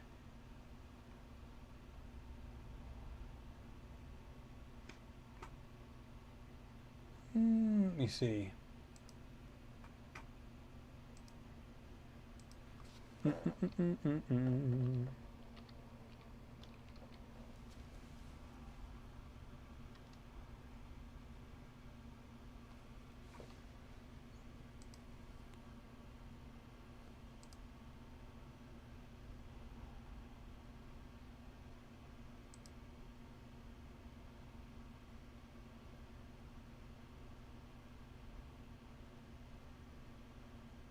Well, it's a children's series. I see it right there, the clangers. Where do clangers live? Hollow blue planet within the craters. Okay. I heard people use that term before, but I never really looked into it,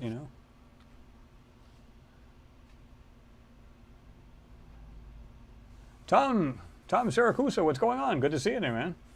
Said, hi, Chris.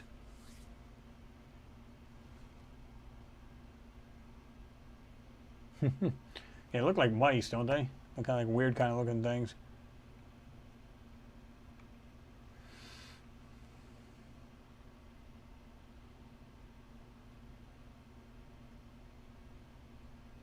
Max K said, I think the moon is hollow, and I think it's here as a sort of watcher. It's knowing away a couple of inches. Yeah, it's actually going away, right? It's actually within a good inch and a half every year, which is really bizarre.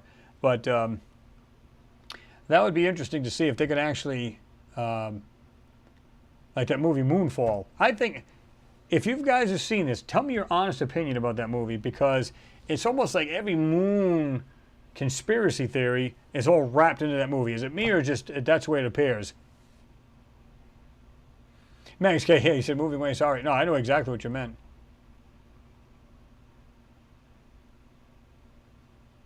Oh, yeah, John Chubby said, seriously, Chris, the mist on the moon must be from water.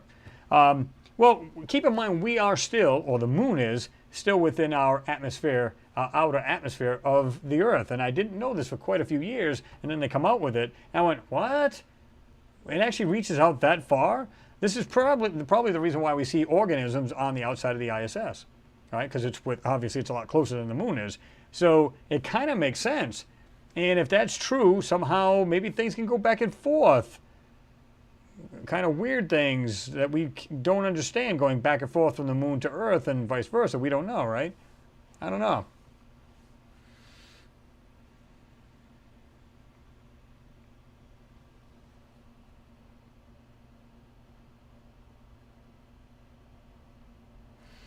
Robert Nielsen, you said this is pure guesswork, but I believe in hollow moon.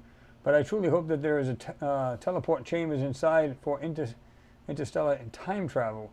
Who really knows? Hollow Earth been a topic for decades. Well, that's true too.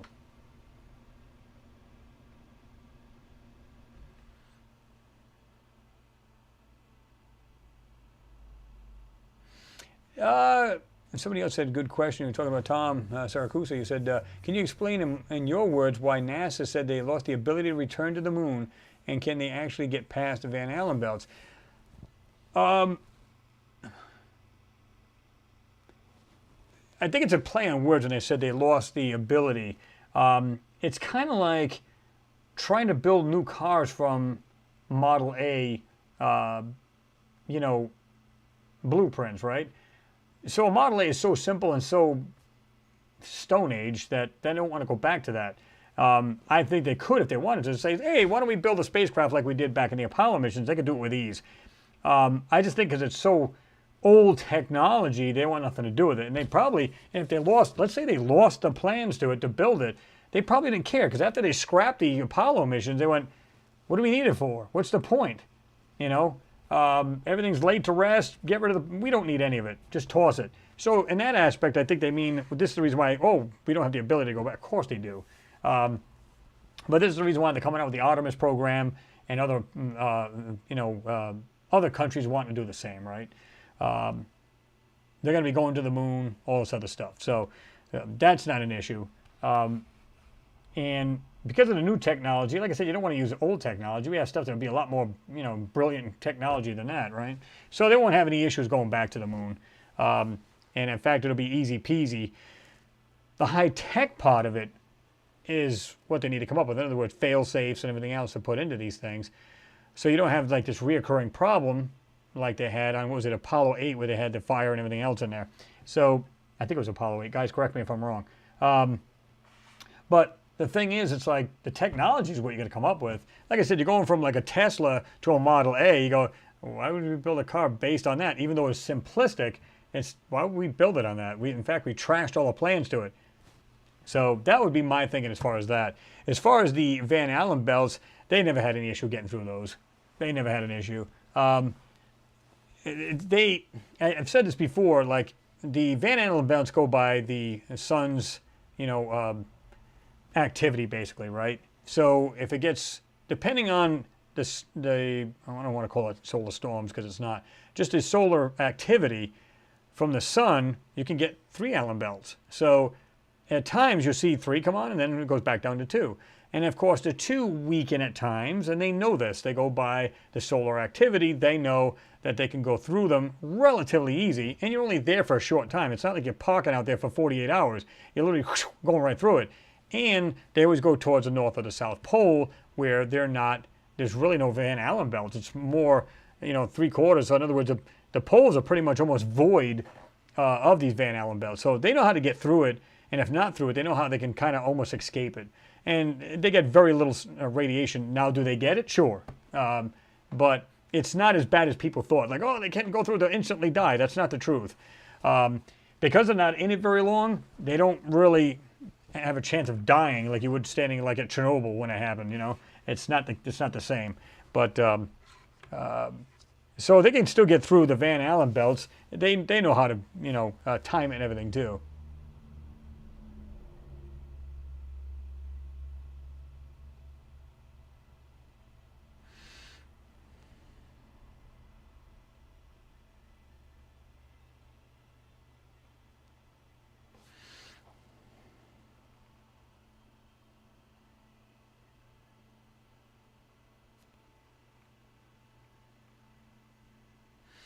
Maggie's Case, I think it's definitely occupied by another species and us. Maybe hybrids. Scary thought, but there's too much activity. Lights and looks like structures, cities, etc. Well, I mean, I've seen videos, or I've done videos rather, on things that look like actual structures and everything else, right? Where you have the Apollo astronauts on the ground, and they're looking at things, you go, well, it looks like just dirt, but everything's so whited out that when you see it, you go, clearly this is censored out. It's literally, it's just sad quality, right? And you know it wasn't that bad. The Hasselblads were like top-notch back in the day. When you go through some of this stuff, you can see that, you can see the outlines of these objects, and when you make them darker, suddenly they, let's say the astronaut's this big, and you go through this and you start doing this, like, hey, all of a sudden this big object appears near the astronaut. You go, what the hell is that? Out of nowhere. They went over it, but didn't get rid of the lines and the shape of these objects near these astronauts. That's how you know these photos are actually real. They're just being censored, right?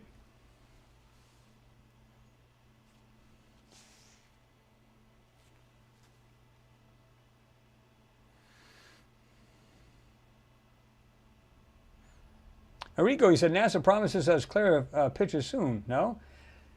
I don't know what they'd call clear. I don't know. I have no idea. But we'll see.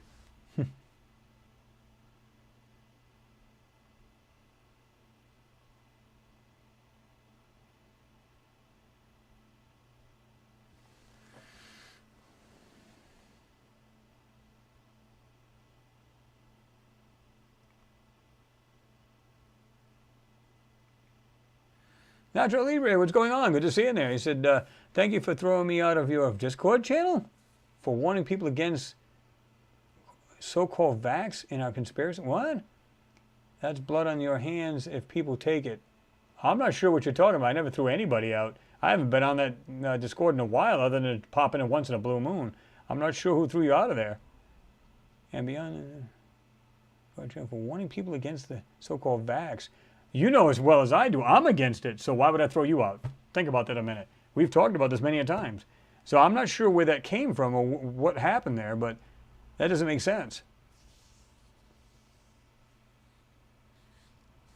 Yeah, I mean, people, ask anybody here. I mean, you know as well as I do that I was totally against the fact I never got it. Do the math.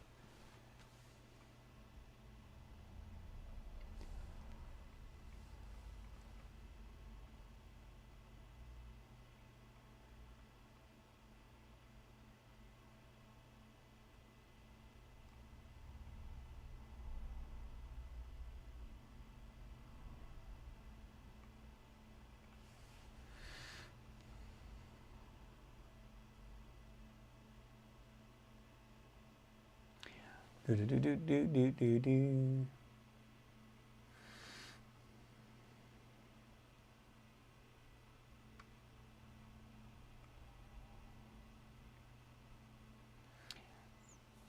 John, you're talking to John Shaw. I'd take a trip in the TR-3B if I was asked, but I would probably not remember the experience. That would be pretty interesting, though. It would be pretty cool.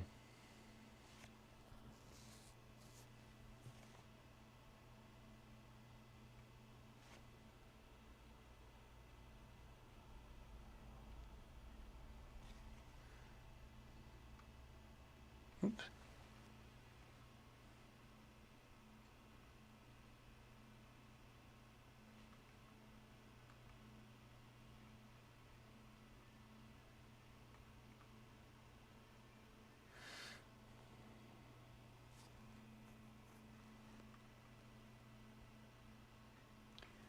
Okay, let me go back to where this was. Okay.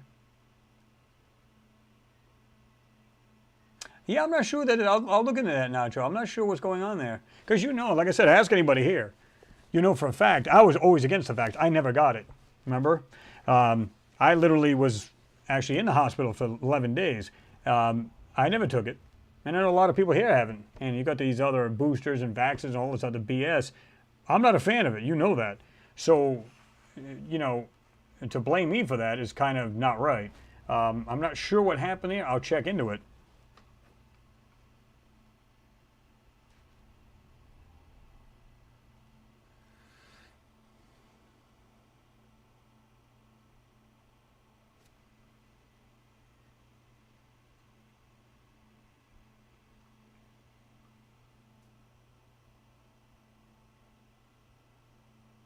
Yeah, Nacho, you know, I never had any problem with you. I don't get it because you just said, and if it was not you, sorry for my outburst. But yeah, I'm banned and thrown out. I don't, like I said, I have no idea what's going on. Truthfully, I don't.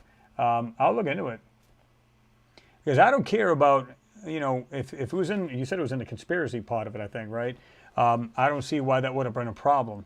So unless it's something being done, it's kind of like here.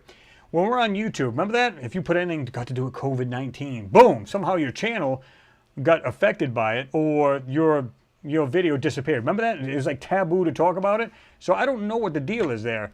And I'm not sure the moderators would have done that either because it's in a conspiracy part of it. So I don't see why they would do that. But again, I'll check into it for you.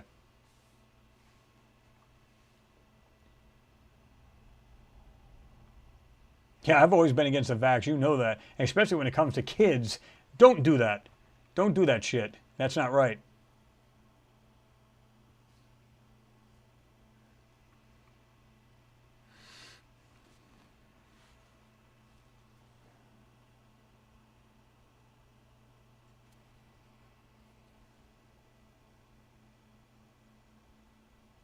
Richard Bunn, you don't believe that? You said, I'm sure it's too late to and impossible for a man to step on the moon.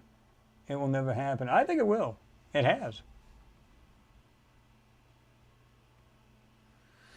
John Shabby said, Chris, can you see any object in the sky using infrared? It depends on what kind of, you know, spectrum they're in, right?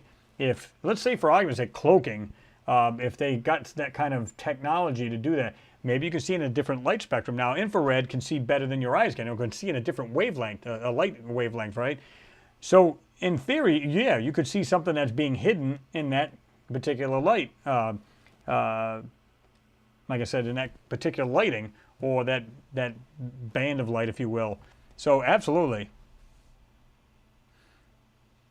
Honestly, I don't know, John. You said, did the Apollo missions have infrared? I know that, obviously, the Mars missions do, if I'm not mistaken. They have, like, it's like a combination infrared and night vision kind of weird thing going on. Honestly, I don't remember. I'm not sure.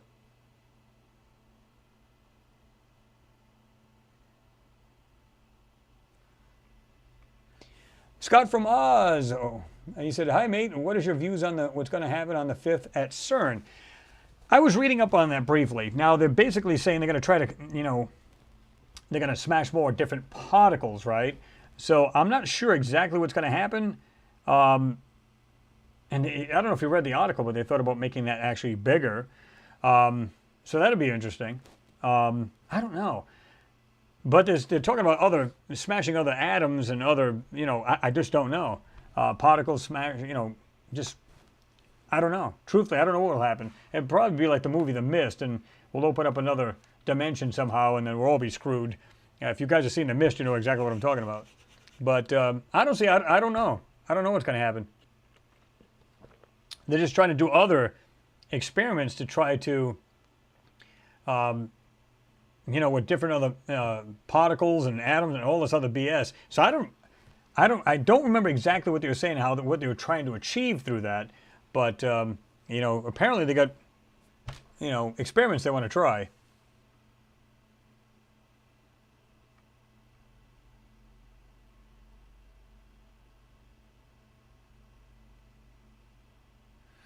Steve Garnham said more people are dying after the jabs. What's really bad is that I heard this monkeypox, you're more susceptible to it if you've taken the vaxes. That's what I heard. Now, whether that's true or not, I don't know if any of you have heard this, but I'd be curious and probably afraid if you did get it. Renee V said, you are awesome. I don't know about the awesome part, but we try.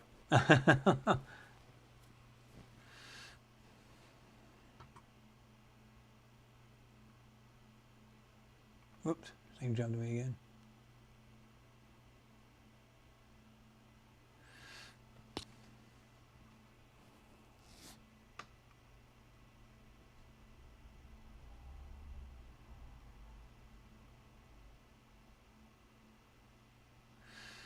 I don't know. I'm not sure, Nacho. I thought they said the 5th. I could be wrong, because it may very well be the 4th. They said the CERN thing. Is that not on the 4th, or did they move it? Be sure to look into the Mandela effect. Yeah, exactly. Every time you think you know something, oh no, that was never true. And you go, okay, that's mind-boggling, but all right. Yeah, I'm not sure. I know it's the 4th or the 5th.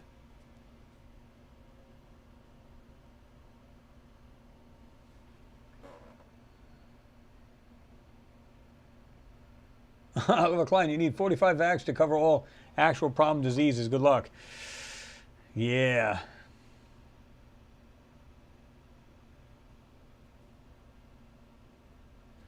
Nacho, you said, by the way, you should see how hard the chemtrail,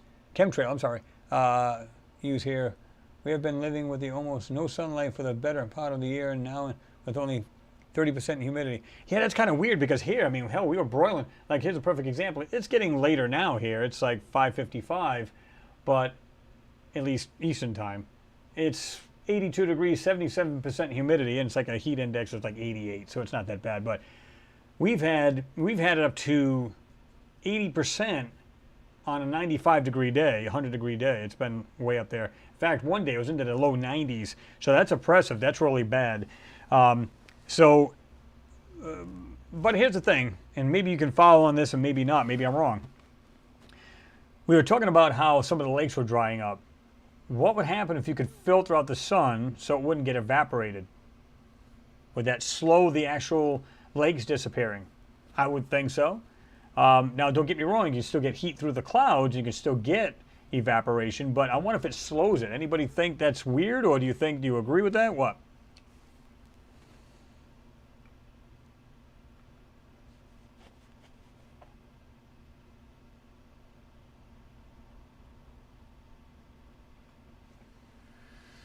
Dr. Z. Smith, what's going on? Good to see you in there, man.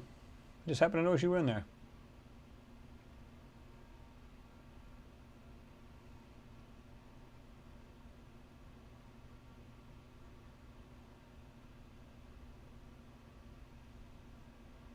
Exactly, Pat. I'm with you on that. Exactly right. He said, I believe in my natural immunity. Thank you very much. Oh, yeah. Yep.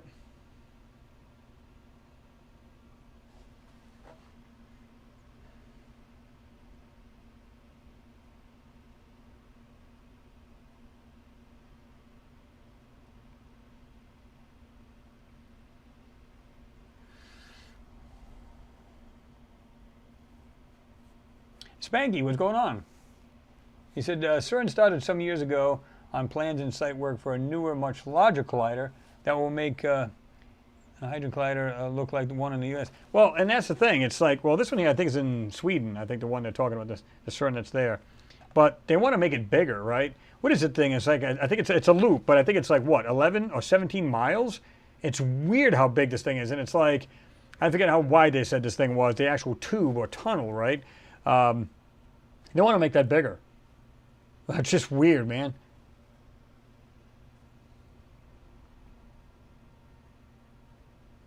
Steve Goddam said humans have built up natural immunity over thousands of years. Well, and that's the thing. Your immune system is actually pretty powerful. But here's the thing. If you take any kind of hypertension pills or blood pressure, it literally will deplete your body of zinc. Look up zinc. It actually has to do with your libido, your immune system. It allows the production of red blood cells, which brings more oxygen to the body as well. So that's just a few things I'm mentioning. So if you have that and it weakens your immune system because inadvertently it's doing that, if it does that, then you're more susceptible. Well, that's what happened to me. So, and that's why I was in the hospital because, I've always been healthy. I never had any issues. And anything that would come down the pike, I'd get it. And of course, my immune system would kick its ass. And sometimes you'd have an issue with it. Like sometimes you can get a real bad cold. Like I get those once a year where you get this real nasty cold. Now, be honest with you, I haven't had one. I don't know how long since COVID. That's weird, right? But it's almost like anything that could attack your body becomes super immune. That doesn't mean you can't catch anything, right? It just means like somehow I haven't had any real bad colds or anything. Now, every year I'd get one that's really, really bad. It'll last about 7 days. You're like, oh my God, will this thing ever get over with? And of course it breaks and then you're fine. I can't remember the last time I had one. But your immune system is everything. That doesn't mean it can't have its ass kicked because some of these things are brutal, right? And if you have a weak immune system, there's a good chance For many people, they didn't make it through the COVID, right? Pete Ferrero said, yikes, POTUS just said U.S. will face high gas prices as long as it takes to defeat Russia and go green. He's nuts. Yeah, he's lost his marbles anyway. Guy's out to lunch.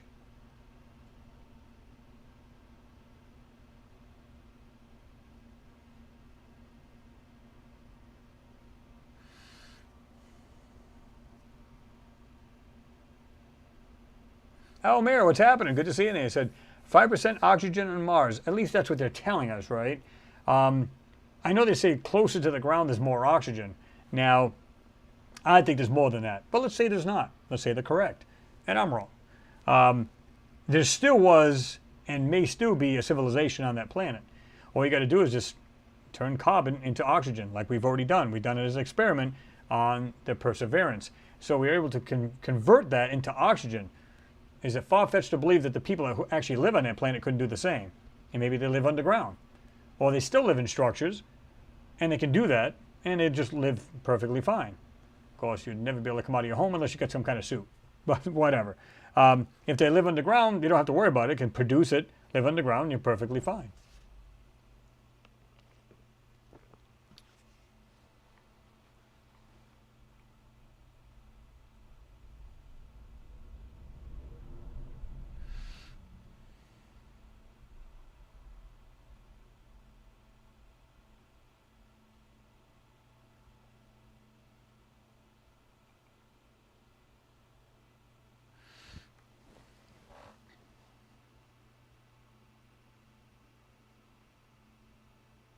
Mary said, which is true. You said dinosaur times we used to have 40% oxygen. They've been so big. Yeah, there was a lot more. In fact, I heard it was up to 60% back in the day. And I'm talking thousands of years ago, right? Mags K said, according to science, we all have a robot in our house in 5 years' time. No way. Yeah, that's not going to happen. No, that's not true. If you have a Roomba, yeah. Oops.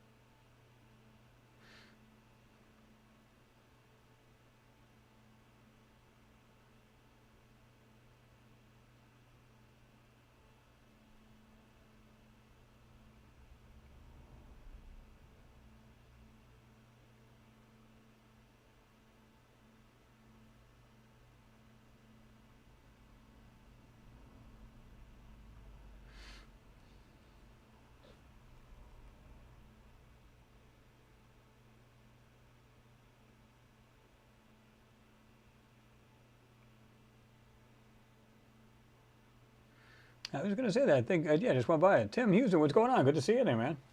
Good morning from cold, wintry Canberra, Australia. Man.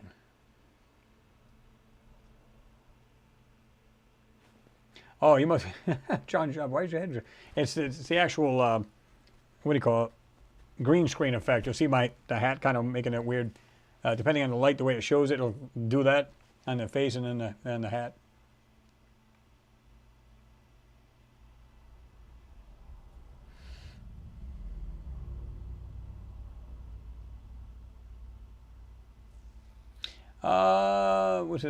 Look at this as also the double crater on the dark side they picked up is interesting.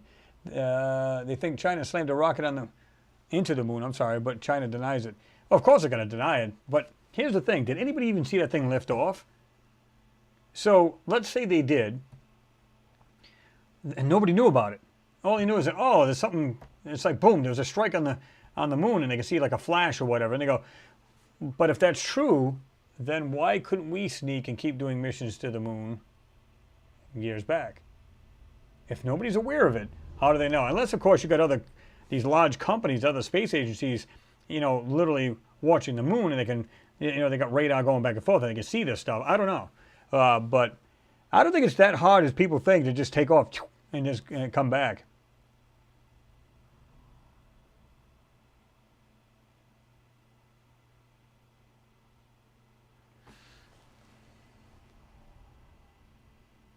Rico, Roombas remind me of the movie Runaway.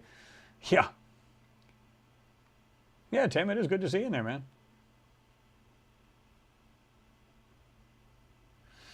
Max K, Chris, he said, I'm wondering why they're pushing electric cars when people can't afford them. Well, here's the funny part. If you look this up, look them up in China. Now, they are toys as far as I'm concerned, right? But, if you think about it, the average person, like in China, they don't have to drive very far. So these little cheapy little cars do maybe 30 miles, which is really lame in our terms. Because the average person I know, like one guy travels 45 minutes, one guy travels an hour to work. It's just not going to happen. Unless, of course, within them 25, 30 miles, you can get to work, and then you plug in at work, and then you drive back home. I don't see an issue with that. I would love to have some of them cheapy little cars that their top speed is maybe 50 miles an hour, which is, again, lame for the United States standards. However, if you got a car that does 45 miles an hour top speed, but you're in a city doing 25. So you can literally come and go, and this little tiny, listen, if they made pods, I would go to work on that. Nobody needs something gigantic to get your ass around. Now, obviously, if you're with your family, maybe you got a family that's into soccer, softball, whatever. Clearly, you need a big vehicle. If you have a farm, if you tow a racing car, if you do things, you need a giant vehicle. You need a big truck to be able to do this. If you have a trailer, like a camping trailer, you're going to need this. But I'm talking about as far as everyday life, give me something that I can go from here to my job and I can get there and come back. My narrow ass doesn't need 4 tons of steel around me to get to work. I don't. You look at China the way they are, they have these little tiny micro cars, and of course they're legal in their country, but here not so much. Even the electric car I had, the Mitsubishi, they actually had to make it 4 inches wider in order to go by the strict laws here as far as cars and stuff. They had to actually make it 4 inches wider. It's actually narrower in the other countries. So I think it's a good idea if they can come out with a cheap electric car. Like Elon wanted to come out with one as a subcompact kind of thing. It was like $20,000. I think that's doable. If you think about the average car, I mean, what do you pay for that? John Schaub, like you're talking about the Renault Twizy. Perfect. I'd love to have one of those. They're awesome little cars. Folks, look them up, the Renault Twizzies. It's perfect. What are those things? They do, is it 35 miles an hour? They're not very super fast. I think they're even faster than that. It's been a while since I've looked up the speed on them. But it's perfect. You're in a little, I think it's 1, maybe even 2-seater, because I think you got one person that sits in the back of you. Okay, what do you need to get from point A to point B? Now, if you want to go from point A to point, like, K, you know what I mean? Because you're going to need something bigger, then you should do that. I think everybody should have like a little micro car that goes back and forth to work, but then you want to go out and with the family and you want to do things, then you jump in the regular vehicle. But as far as something cheap, you can get back and forth to work, I think that'd be beautiful. Would cost you a lot less, provided you can get a car cheaper, like I said. In Japan, you can get it for like $7,000-10,000 US dollars. That's crazy.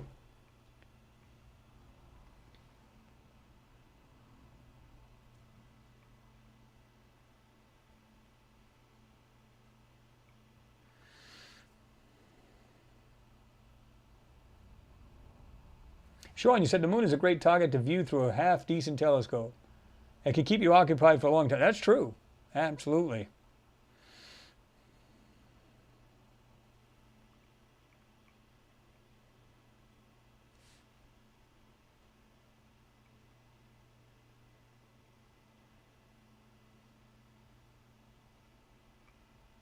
MG Toy said, we've been to the moon. Satellites and robots can do more than what a human can do. Well, they don't need to breathe. They don't need to eat. They can just work nonstop as long as they got a good power source in them. And they can continue to work all day long and night.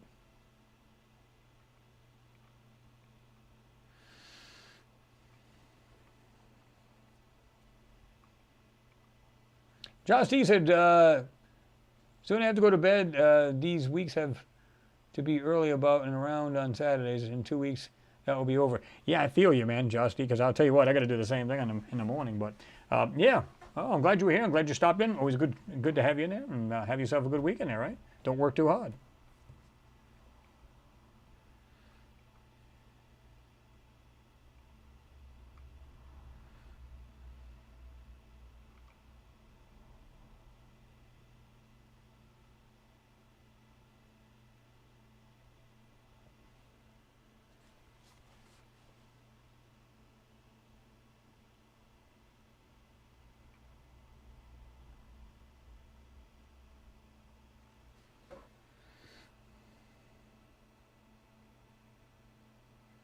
Flux capacity. I think I've seen something similar to that. 72 Monty went on Hot Rod Power Tour with a Briggs and Stratton, Briggs lawnmower, I'm sorry, carb on a 302 on a Maverick, real deal, 43.89 miles per gallon, no crap.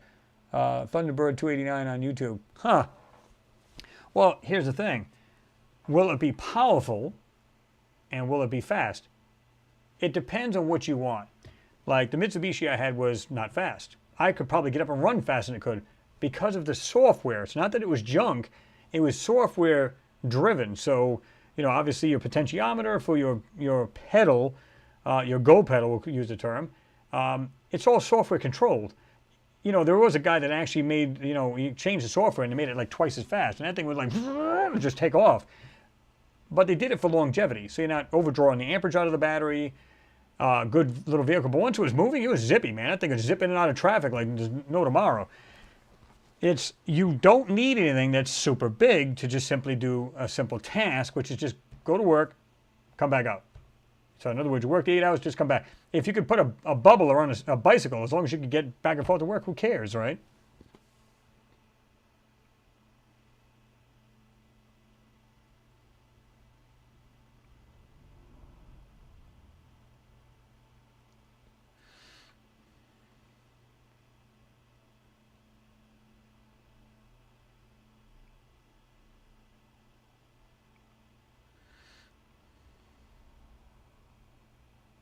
John Shop.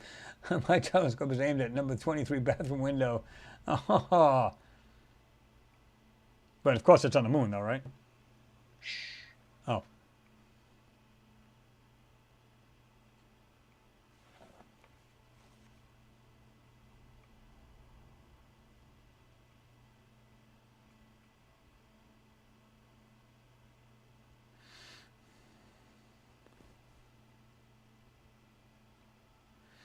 Jordy's Metal Shop. He said, we don't need ice cream pizza from burgers either, but people like them. That's the point. Well, and that's true. And that goes for ICE or internal combustion engines as well as electric, right? Like some people, like I got a couple neighbors here. They got brand new pickup trucks. I said, it's funny because now they're driving the smaller cars that they have too. I went, are you kicking yourself for having the truck? And they go, no, we love our trucks. But, these guys have side-by-sides to tow around. They've got recreation vehicles, so on and so forth. So they need them. But some people just say, no, I just enjoy having a truck. I just feel safer and everything else. You should get it.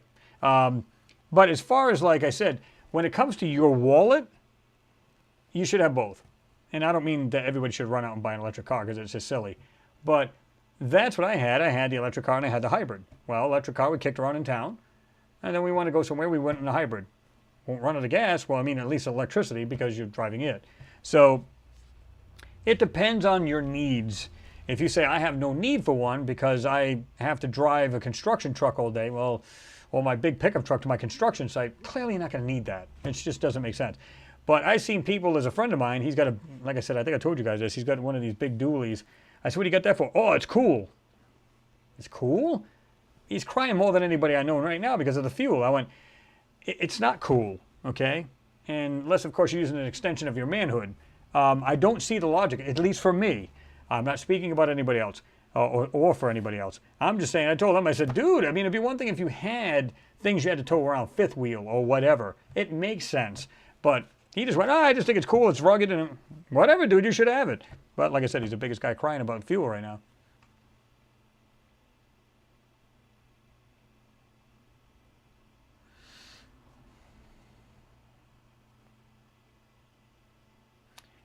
Pete Ferrero, he said trucks, semis, planes, trains, Cargo ships and military equipment are many years away. Are you talking about electric, or are you talking about...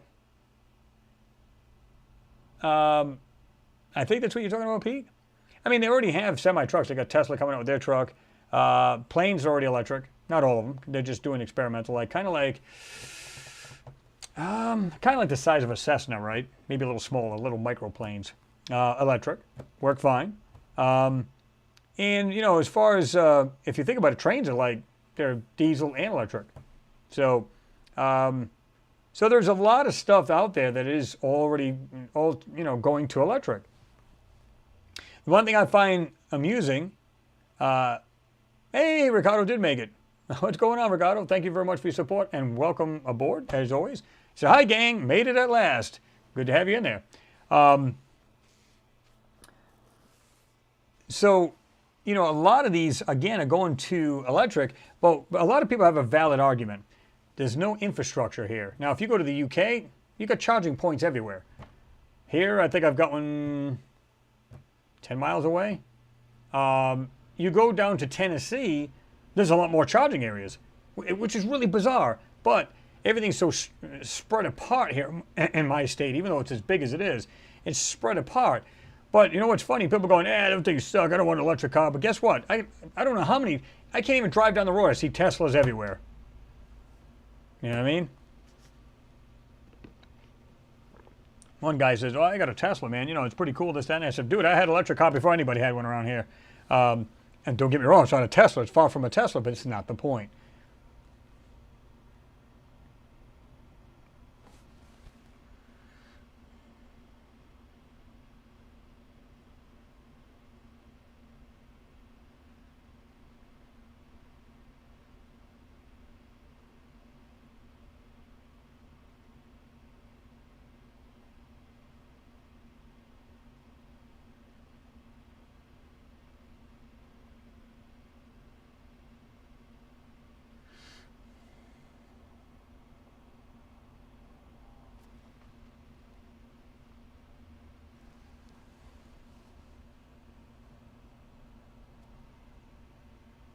Sean, you said your question was, did I read about Elon Musk developing a hydrogen engine, or was it I dreaming about it? I haven't read about it. I'm not saying that's not true. I haven't read about it. I don't know if anybody else has seen it.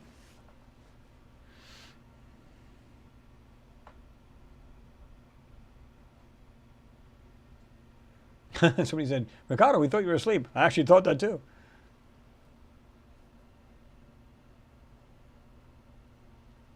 John Shea, what's going on? Good to see you in there as well. He said the oil companies will kill Elon if he really succeeds. You'd be surprised, because some way, somehow, oil companies will still always function, will always be around. How do you think plastics are made? Any kind of plastic, I don't care what it is. All kinds of things that derive from plastic. So they'll never just die out. There'll be a less need for them, meaning as far as fuel-wise, but they'll still always be around. I say do away with anything it's got to do with OPEC. I say screw them. I'd rather drive something that's just... Here's the thing. What if every one of you guys today could have an electric car? It's solar-powered charged. In other words, you got a solar power panels, charging a battery inside a box, and every time you need to plug it in, nothing's plugged in the wall. You simply plug it into this battery that gets charged from the sun. Would you take one? Or just to go back and forth to work? I'm not talking about recreation. I'm not talking about going on a huge trip with your family. I'm not talking about any of that. Would you do it just strictly for work? Just kind of curious about the consensus. Yes, sir. You said, very happy to be here, Chris, and that all my peeps are here as well. Here and well, rather. Well, yeah, it's good. Like I said, we were all concerned about you, too, because we were like, well, I wonder where she's at. So I appreciate you, your support and everything, and, of course, being here. I think you said you were babysitting, which is cool. So you probably don't get really a chance to, like, jump on and, you know, especially if it's family, you know, you're going to be playing with the kids, grandkids, whatever. So it's pretty cool. But, yeah, I'm just glad you're okay.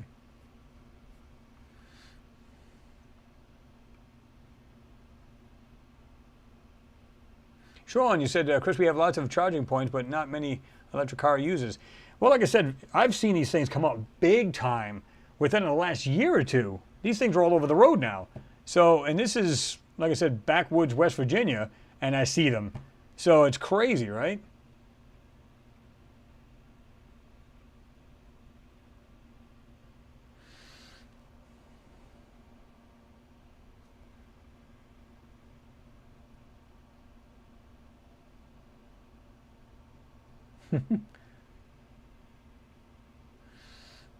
Robert Nielsen, you said, security breach. I've been to the artificial worlds. The smell of overheated circuit boards always makes me want to barf. The last smell that hits your nostrils before you transcend or die, like a fart. Oh my God, that's funny.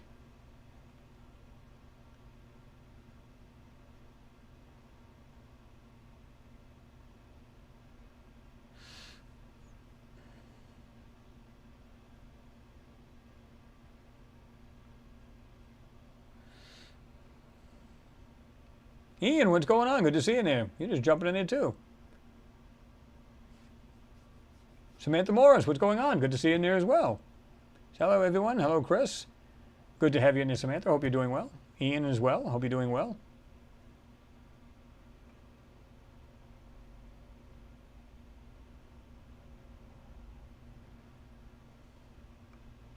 Look at this as I got a used car, Ford Focus, 50 bucks, 350 miles, even with the gas price now. Improve can be started with pre-electric ignition system. Domestic cars, easy self-maintenance with brakes and oil change.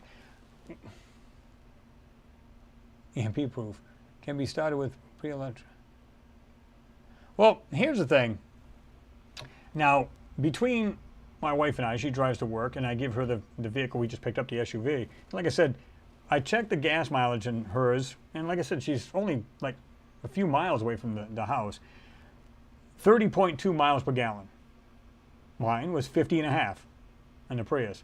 And I've gotten better now. I've gotten 52 miles to the gallon. So, and if I've gotten as high as 57, of course that was all highway speeds. That was all on a highway. Freeway, call it what you will. So, guess what car I drive and guess which one she drives. So we spent it's anywhere between $40 and $45 for both combined, both cars. So my job's about 16 miles away. So, 32 miles round trip. Not too bad, right? Hers within a few miles, so it's not bad. So obviously you're going to use the car that gets the best gas mileage for the longer distance and the one that gets shorter for that distance. In the wintertime, I'll be taking the SUV because all-wheel drive, be better in the snow. It's obviously higher than the other car, so I'll get shittier gas mileage because I'll be driving it. But it's either you get there or you don't.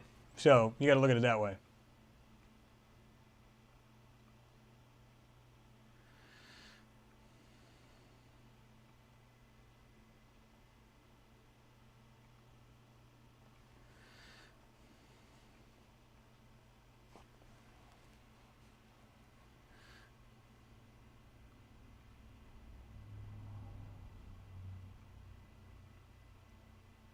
Yeah, John, where do you live? Somebody asked you that too.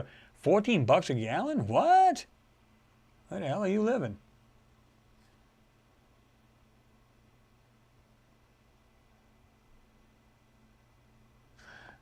James, your question, I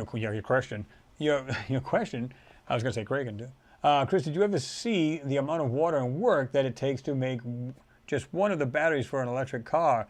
Frightening, man. Well, yeah, I mean, it's always going to take a certain amount to build anything. Here's a perfect example. If you ever seen a full-size Ford F-350 with a Cummins engine, think about all the parts are put into that, okay? How much steel is used, okay? This is my argument when people go, yeah, electric car, the battery. I get it, and it's true. They want to go to more solid-state batteries, which use a whole lot, like a tenth of the lithium that the batteries use today.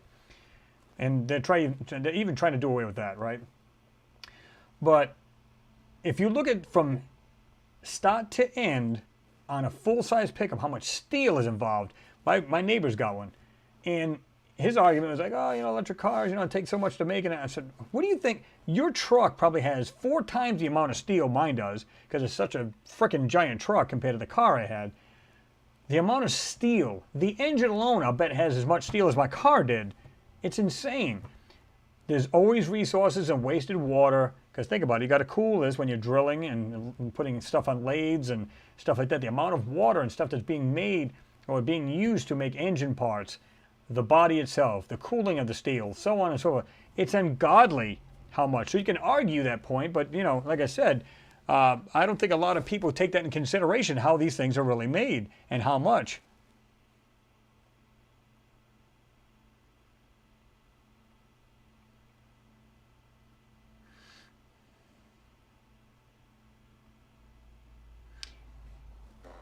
Max K said, what's the cheapest electric car? Mine was actually. Mine, keep in mind, this come out in 2014. We bought ours at the end of 2015. And at the time, when it first came out, it was like, was it 28,000?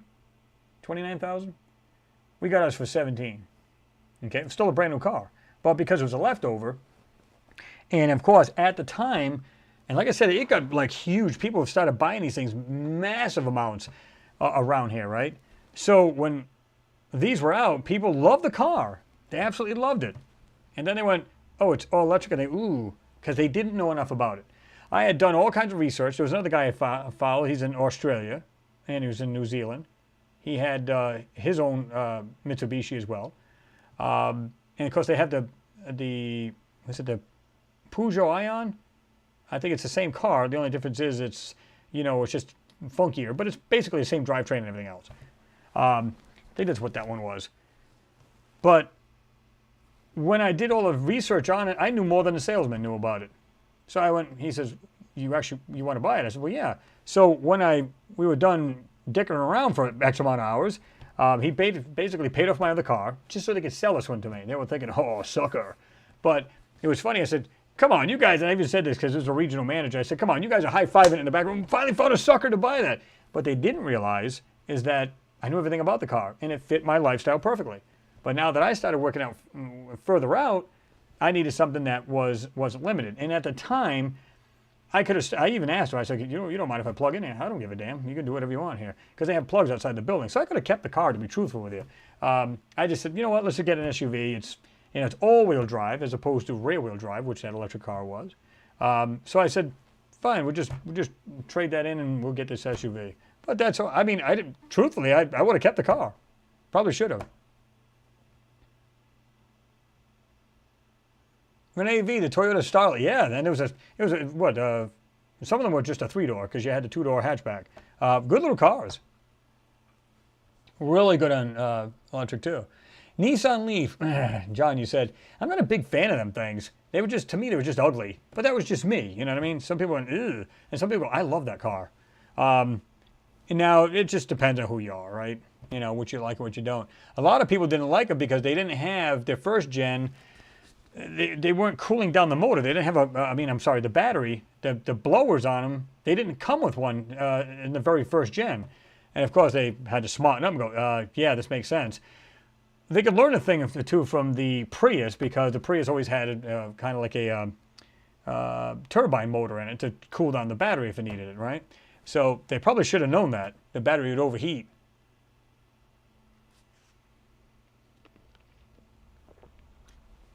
Well, that's why a lot of times, Jordy's Metal Shop, you said those batteries are awful for the environment when disposed of.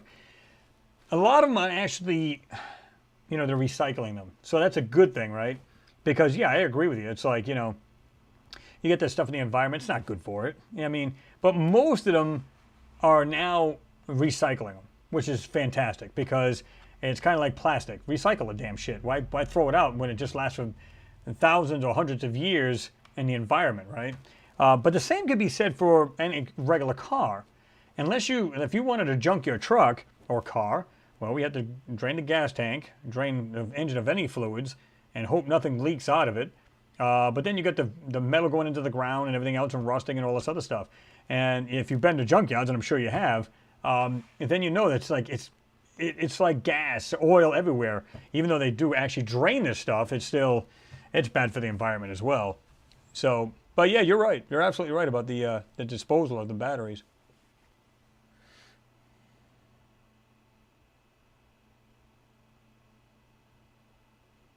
Miss Hurd, you said Exxon up the road for me charges $4.55 a gallon for gas.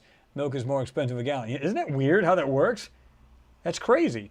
And that's actually a decent price because I think the lowest we got on here is $4.69, up to like $4.89 being the most expensive. Marina, you said, I would love an anti-gravity car. That would be pretty sweet. Well, get yourself a hovercraft. It's probably the closest thing you'll get to it.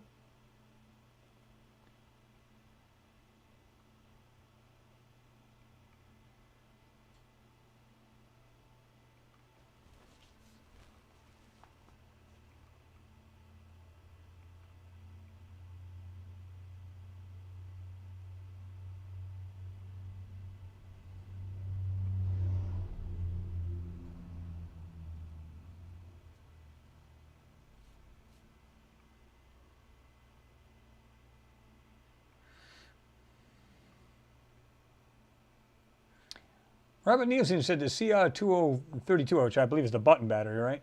Lifespan supposedly has a 10-year lifespan. Checking it out. If I live that long, best guess is that it won't. Oh, I won't. Ways easy. What's up? What's going on? Good to see you in there.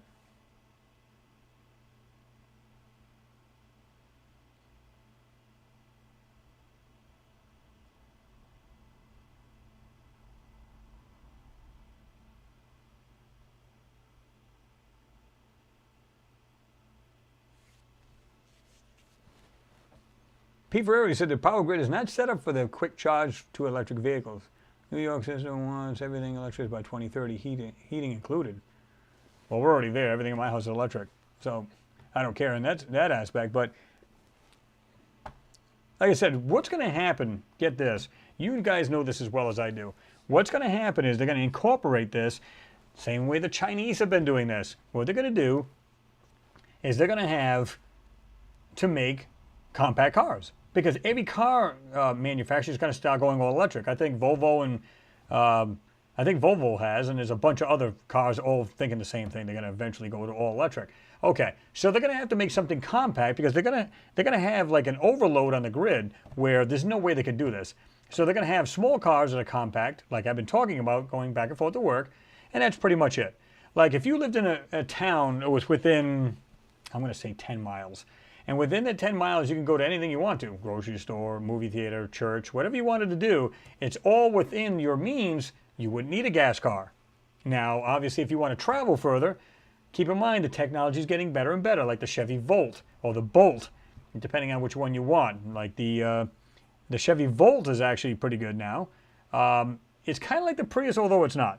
It's all electric, but it has a generator, whereas the Prius actually has an engine. So in other words, they work in conjunction, where the one in the Chevy Volt actually is just a generator. So when the battery starts depleting, gets to a certain level, automatically kicks on, but it does not drive the car, it just charges the battery.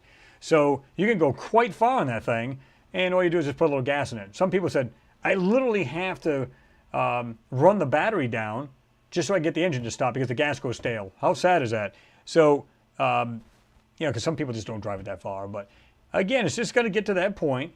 They're going to have something that's going to be lighter on the grid, meaning a compact car that doesn't take long to charge, just to go from point A to point B. That's going to be pretty much it.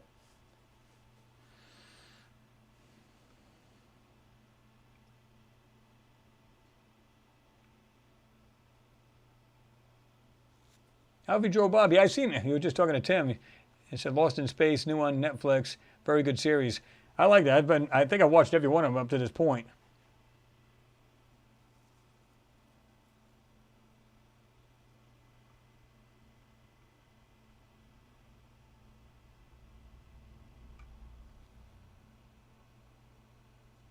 Alien Reptoid, you got a great point. You know, you said electric power vehicles is for the few, not the masses. But because again, these companies want to go to all electric, they will make them affordable. They won't have any, they won't have any choice. They'll have to be affordable at some point. You will see that, again, Elon wanted to make a compact car that was like $20,000. Now, if you think about the average cheap car, how much does it cost? Now, if you could charge the thing within no time and still get 200 miles out of it, 250 miles, I don't see that as a bad thing. And if you work, close to home, heck, you won't have to charge that thing for 3 weeks. At least 2. So, yeah. Metalhead, you said, when I started driving, gas was 69 cents a gallon. That's a fact.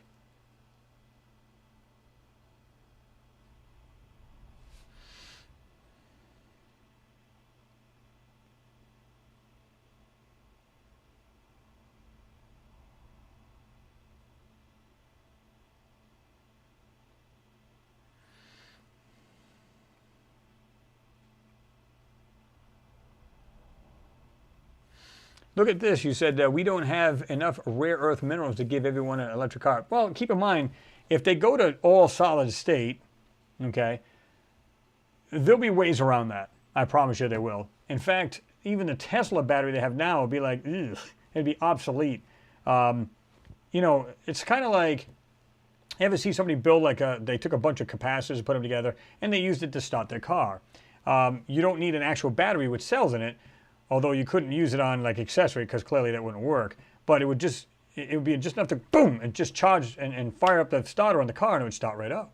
And when you shut it off, it held the charge, and then when you start up, it always, you know.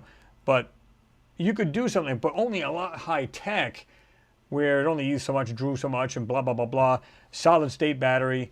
Believe me when I tell you, they'll figure a way around it.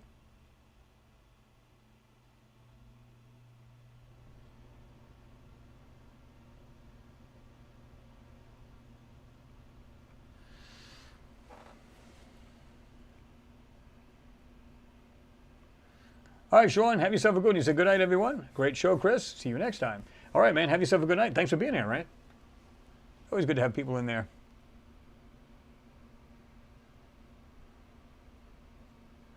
John Sharp, my favorite electric car is the new E-Hummer with the crab mode featuring the Lunar Apollo landing trim. Yeah, see, they want to have a fully electric one like they did with the moon buggy, right? Where that was all electric. It was four electric motors, you know, one per wheel, which is pretty interesting, pretty cool. And, you know, like I said, that's what they're going to have. They're just going to be, everything's going to be electric, but they'll figure a way to mass produce these things in a more cheaper way, because you know how that goes. They want to make it so it's cheaper, it's less damaging to the environment, if they can. And, you know, they want to do it that way. And I think they will achieve it. In fact, I think China was ahead. They were trying to figure out there was a battery that, and I don't remember what it is now. I heard this a couple years ago where they were coming up with a battery that could be charged like almost, and when I say instantly, I don't mean like plug it in, charged, ready to go, but within X amount of minutes as opposed to hours. Now, if that's true, it's like almost like a solid state battery. It literally just, within X amount of minutes, it was charged, and you could just go on your way. Picture that now, because people's argument was, well, hell, you're going to sit there and let that thing charge forever, as opposed to a gas car. I just go to the pump and get the petrol, and I'm out. Well, what if you could do the same thing, like filling up your tank and charge your battery at the same time? Would it be more feasible? And if the car could get 250 to 300 miles to the, I was going to say to the gallon, but per charge, I don't see an issue with it, right? And if they're using something that's not lithium, or if not maybe a fifth of what they're using now, again, not bad. But they'll get better at it.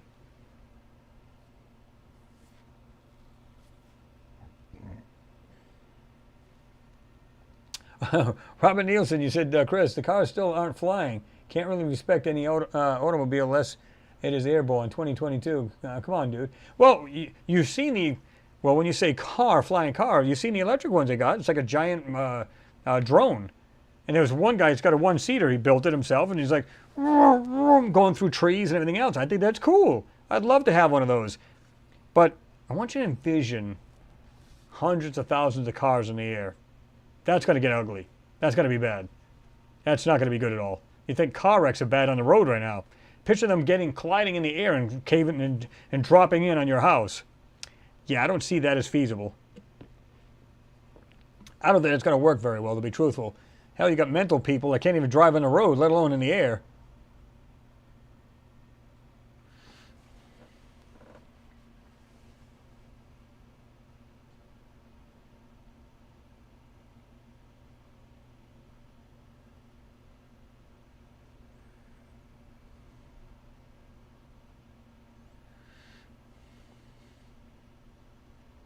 Kurt Abonus, you said, I think in the future, electric car will not need batteries. They will use compact plasma reactors, nuclear fission, not science fiction. Check the Lockheed Martin. Oh, yeah. I mean, they're going to, listen, they have all kinds of vehicles now that are trying to perfect. So at some point, you know, hydrogen cars. They have cars that run on water right now. I think it was in India. Was it in India? Where was it at?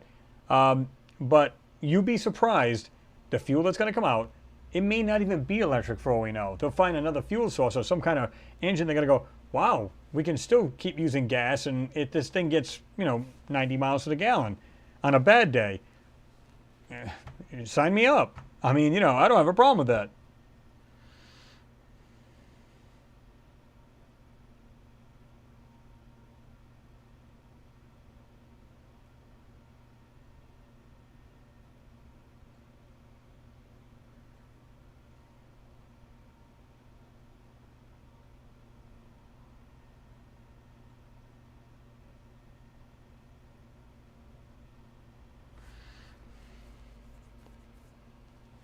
Look at this. Says we just figured out how to recycle old batteries by washing it in with just water.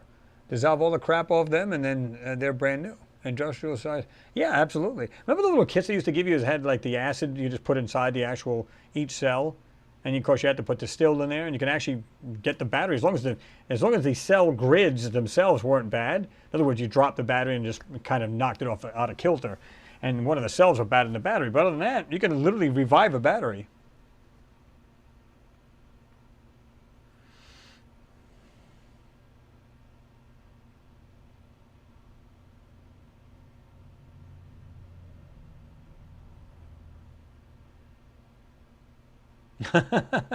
Trying to shop.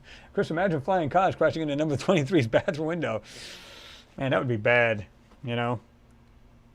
Well, as long as nobody gets killed in the process, I guess you get a close-up, right? Oh, man.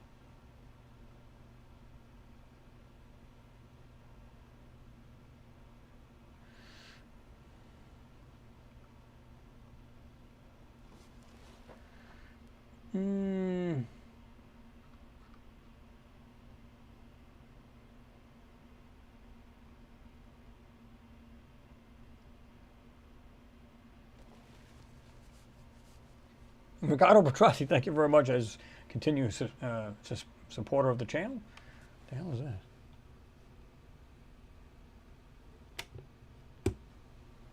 that? Okay. Continuing supporter of the channel, as always, he said, my flying saucer gets 10 parsecs to the micron of dilithium. Nothing wrong with that, brother. Love it.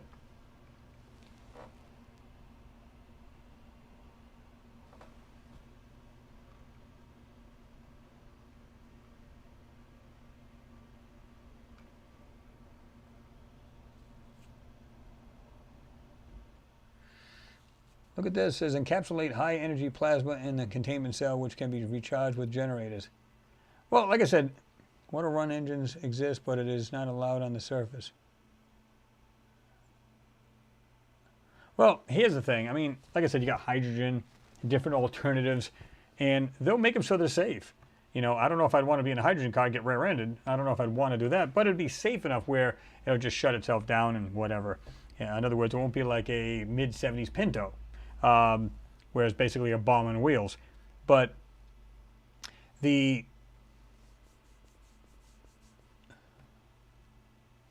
figure out alternatives, and it won't be an issue, right? They'll have to do it for the masses. That's all there is to it. Now, I was telling you guys about the NASA finds a new potential evidence of ancient life on Mars. Now, there's like 2 or 3 of these, I think. Of course, it's saying life. NASA thinks it's found best place to discover alien life on Mars, and it means a change of plan. Proof of life on Mars may exist, but we need to dig deep underneath its surface, NASA scientists claim. If scientists want to find signs of ancient life on Mars, they may need to dig about a little over 6.5 feet, or more under the Martian surface. So they're saying that they're,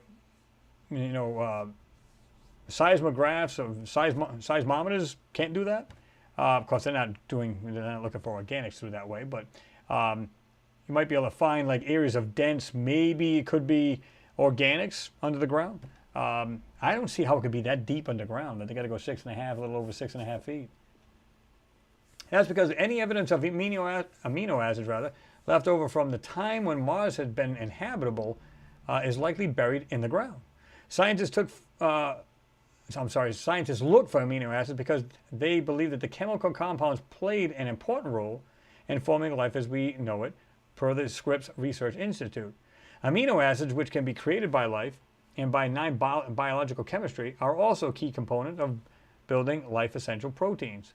So why do we need to dig to find these molecules? The answer lies in Mars' intense absorption of cosmic radiation. Now, they say that cosmic radiation will literally basically kill off that, meaning, when they're talking about amino acids, they literally kill it off and dissolve it away. Because Mars lacks a magnetic field, its atmosphere is quite flimsy. Its surface is subject to a lot of cosmic radiation. This radiation, in turn, destroys amino acids. Our results suggest that amino acids are destroyed by cosmic rays in the Martian surface, rocks, and regolith at much faster rates than previously thought. said Alexandra Pavlov of NASA's Goddard Space Center in Greenbelt, Maryland. Current Mars rover missions drill down to about 2 inches, around 5 centimeters. At those depths, it would take only 20 million years to destroy amino acids completely. Yeah, they don't, it's not that long ago. They can definitely find that.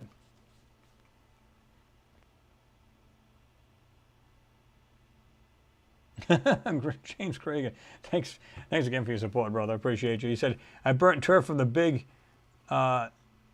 in Ireland in my UFO. Hey, whatever works, man. That'd be pretty sweet.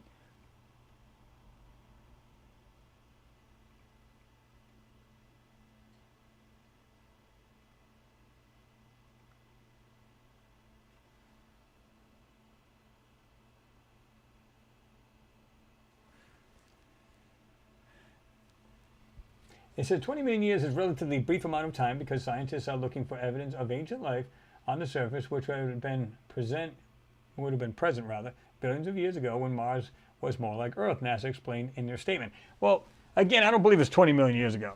I don't think so at all. I think it was really recent that there was life there, and it was ended, abruptly. And I think that's the problem. So that when they was talking about, I believe this one, nope, this one here is 4. And we were talking about this earlier, James Webb. Stars in their eyes, NASA will reveal deepest image of universe ever, and it brought one astronomer to tears.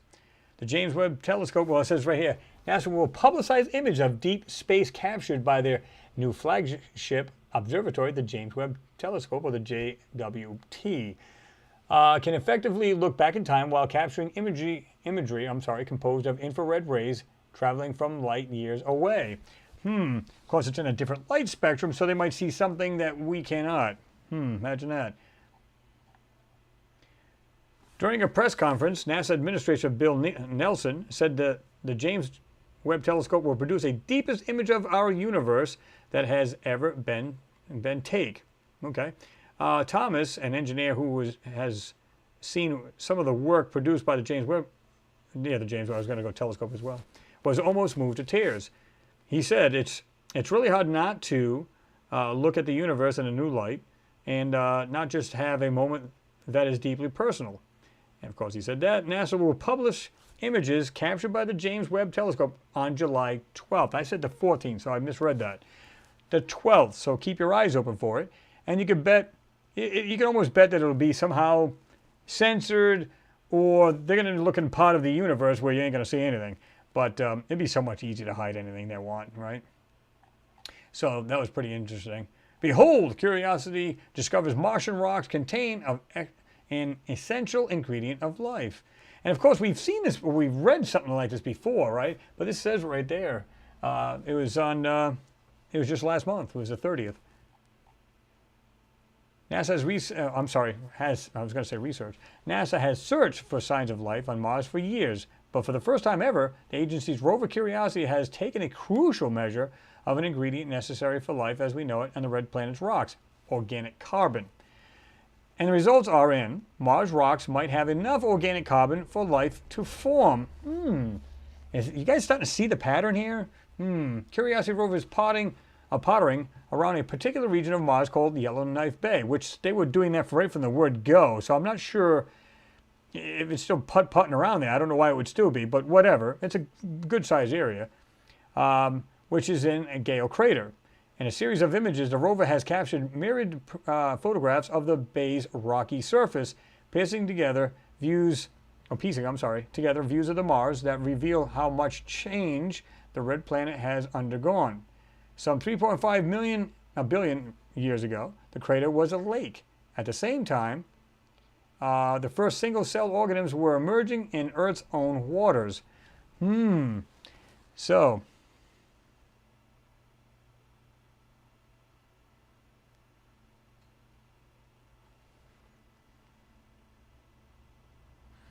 IR Film, what's happening? Good to see you in there. Cameron, what's happening? Good to see you in there as well.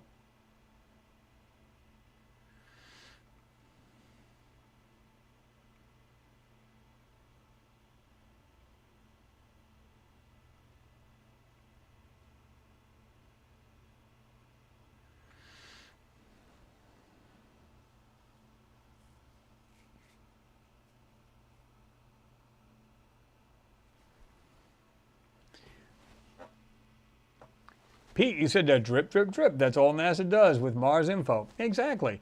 Here's a perfect example of it. And of course, there's a Hadron Collider experiments they were talking about. We were talking about earlier. 17 miles, 27 kilometers. It's housed in a circular tunnel, 27 kilometers or 17 miles in circumference and 4 meters or 13 feet wide. Buried several stories underground. From CERN's headquarters in Geneva suburbs, this tunnel streaks under the towering Jura Mountains along the undulating French-Swiss border and comes back again. So, yeah, it's quite large. So perhaps the LRC's highest profile discovery so far has been the Higgs boson, or boson, depending on how you want to pronounce it. According to the particle physicist, this ghostly particle is a product of something known as the Higgs field, which gives mass to certain particles, the W and the Z bosons. These particular these particles. What the frickin'? Hold on, let me do this. Whoops. I made it a little too big. Hold on. Okay. And it disappeared. Oh, we got Cheez-Its. Cheez-It boys are cops.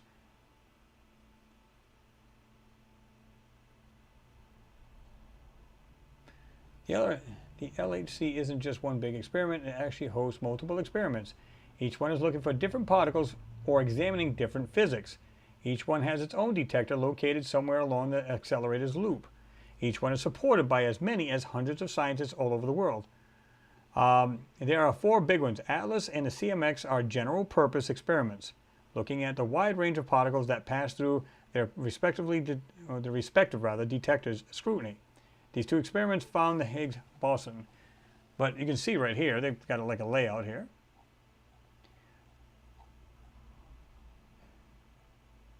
But really interesting read. It's pretty good.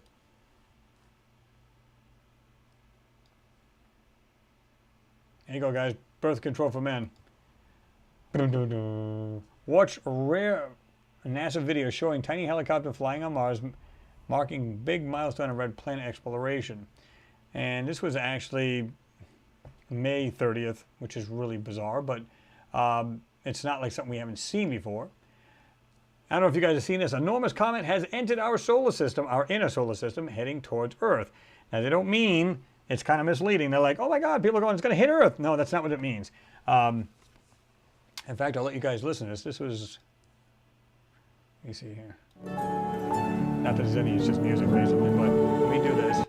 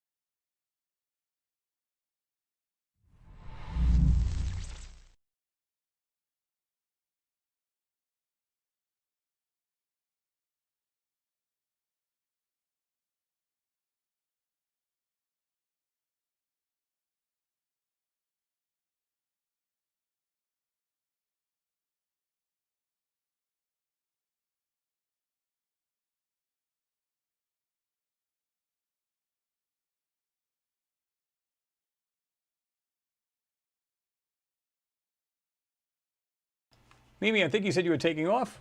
Appreciate you being here. Nice to have you here, and have yourself a good weekend there, right?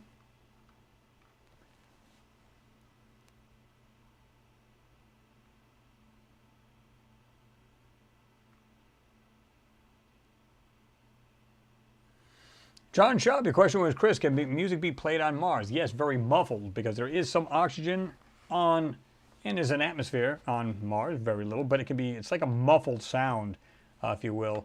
So, yeah, it's not going to be like crystal clear like you hear it on Earth, of course, right? Here's the comet they're talking about. Here's the 2 pictures of it. Actually, pretty sweet. Of course, it wouldn't be pretty sweet if it actually nailed Earth. That would kind of suck. But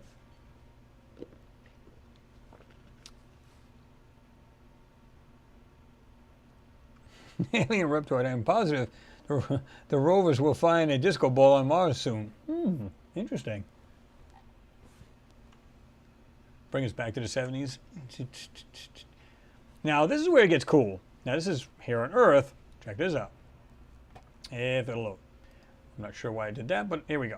Cradle of humankind fossils may be 1 million years older than previously thought. Imagine that.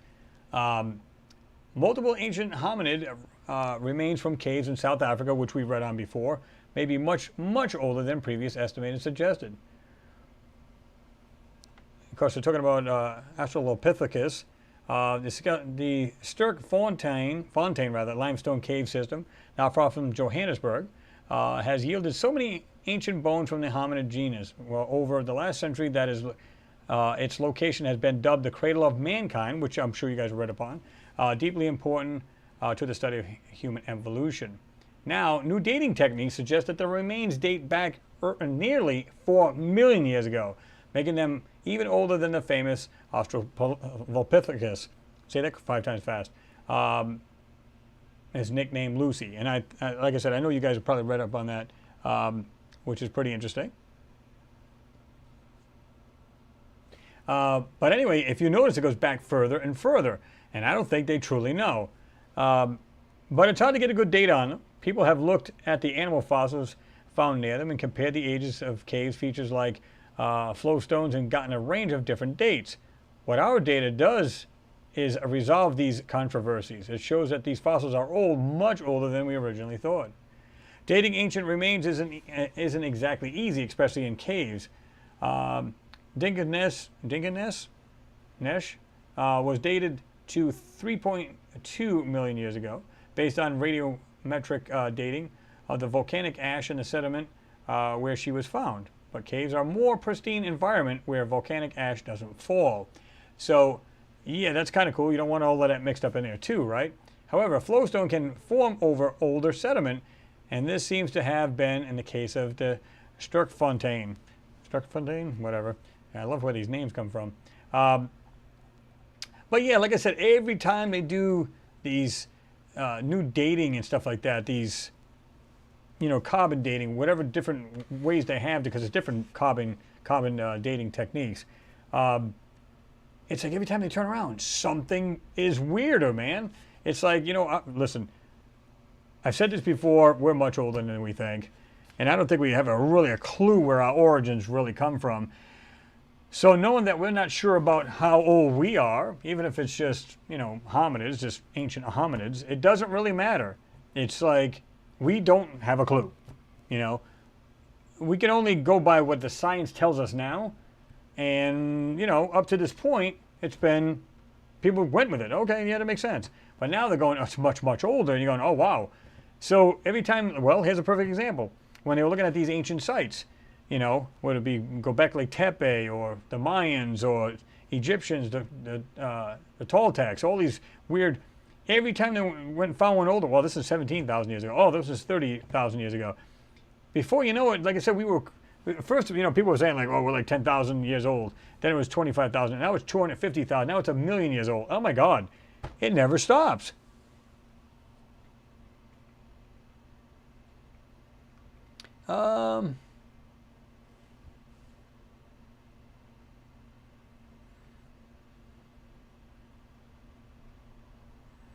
Richard M., he said, most science is theory and hypotheses rather than laws. That's why statements like trust the science are, yeah, exactly, hollow arguments.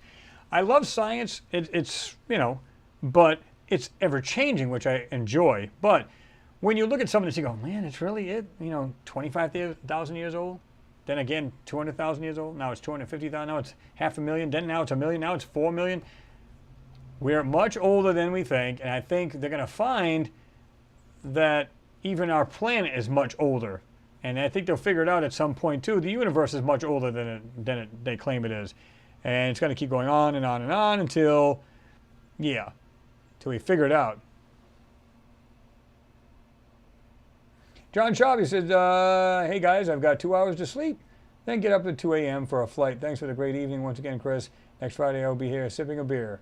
In the hot sun looking to the mid to Morocco. Hey, nothing wrong with that, brother. Have yourself a safe trip, and I do mean that. Be safe, and, we'll talk to you soon. Have a good weekend.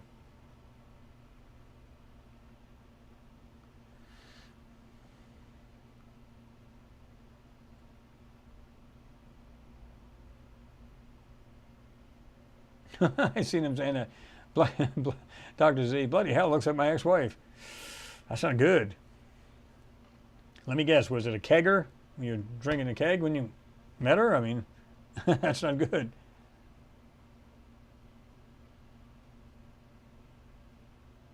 Tim Houston, you said they're always saying that, Chris. I know, it's like every time they turn around, though.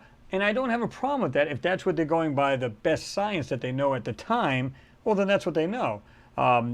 But now that they're getting better and better at it, and they're finding out, what's really going on, the science is changing, for the good, of course. Sometimes it goes backwards, but most of the time it goes forward, right?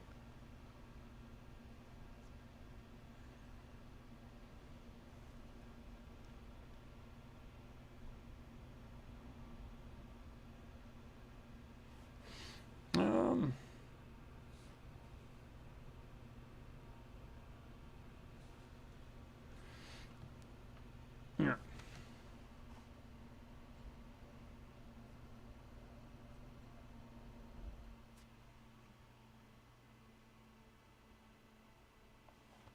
Paul Finchman, he said, I'm much older than I think. I think sometimes the same too. I get up in the morning and go, yeah, I feel a little, maybe right around 120. Oh, that's not good.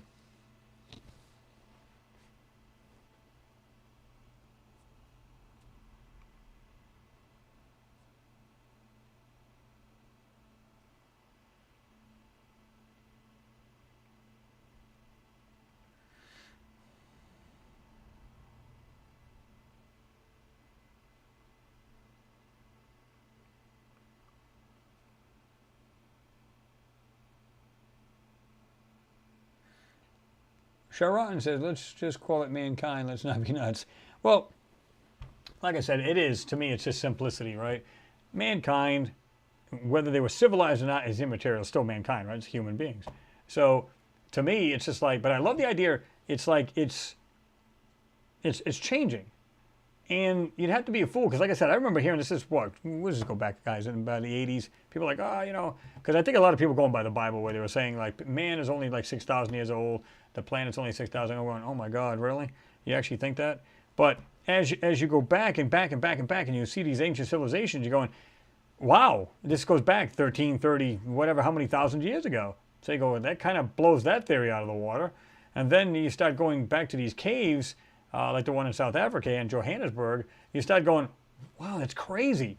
And then they said it was only so many years, and now they're saying they're like, going back millions of years ago. That's just insane. And but I'm not surprised.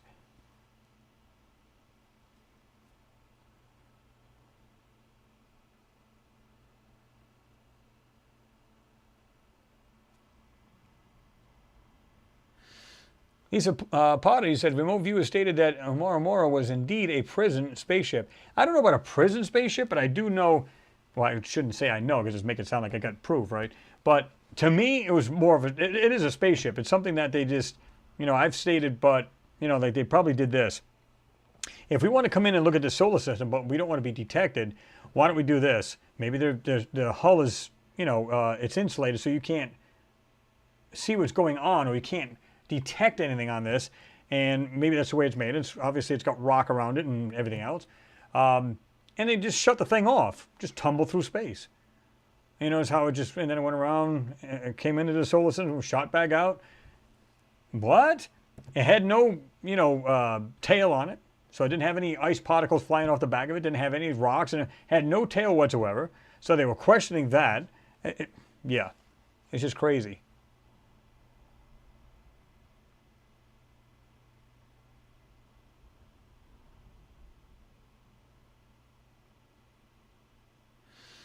Ricardo said, maybe we are all in a prison of our own minds, unless we start allowing ourselves to think outside the system. Couldn't agree more.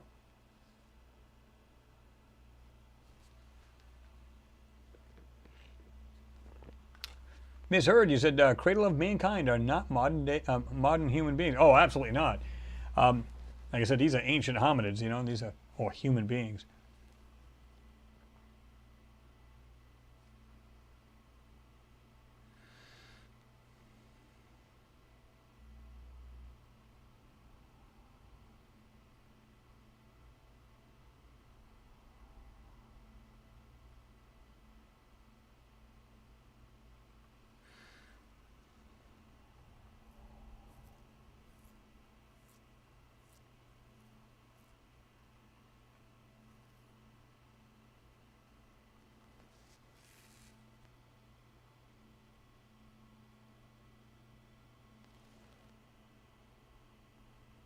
Beaver, so what happened from 65 million years ago, dinosaurs, to the find just made? I'm not sure. But, you know, it just goes to show you. And here's the weird thing. If you go to Cambodia and you go to Angkor Wat's, the ancient, you know, structures there, they literally show what looks like a stegosaurus carved on a rock. So how do they know what a stegosaurus looked like? So did they still walk, you know, only thousands of years ago with mankind? Did they have like a skeleton that they unburied and said, well, this is what we think it looked like? And then they carved it into the stone. Or is Angkor Wat a lot older than it claims to be, or they claim that it is? I don't know. But you can see, like, literally these, like a round circle, and you see this dinosaur carved into the stone. How is that possible?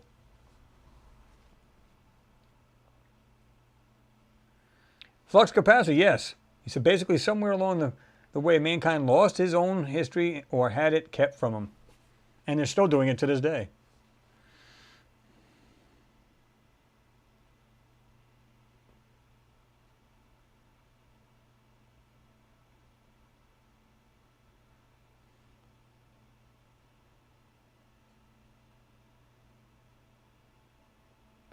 Lionheart Glassworks, this is better late than ever. Oh, yeah.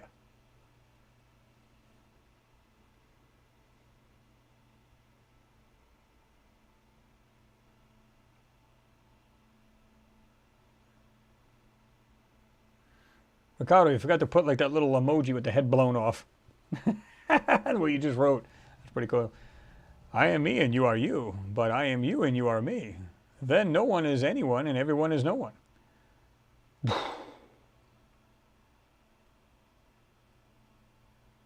Oops, I just fell in. Misheard. I like that. That's pretty funny. That's what I said. He forgot to put that emoji. Yeah, I don't. Like I said, every time I love again the advancements of science, so I like that. So it's almost like you knew this already, right? As far as ancient man, you knew this, but it's almost like they're going, well, we just found this out, and you go, come on, man was older than that. Come on now. Especially if there's life on other planets, other civilizations, we don't know if we were around millions of years ago, and I mean civilized man. We were around millions of years ago and we just kind of died off. Maybe there's an event that almost killed the whole darn planet off, and there was few of us and we built populations up, and it happened over and over again. Right? Excuse me. And if that's true, we might have been technologically advanced back then. We don't know. And these spans between these cycles, meaning a great cataclysmic event, and how many thousands how many thousands of years were in between these cycles, we don't know. So everything that was our technology and everything else completely just eroded, went into the ground. We weren't able to simulate it or bring it back or use it again. And then we had to start from scratch, basically knocked back into the dark ages. So how do we know that we weren't, like I said, how do we know, like I said before, what I was saying before was, how do we know life didn't start on Mars? Even though some scientists are saying that, they're saying, well, we may have been Martians at one time. And again, I just hate that word because it sounds like these little tiny little gray guys with the big eyes, but like aliens.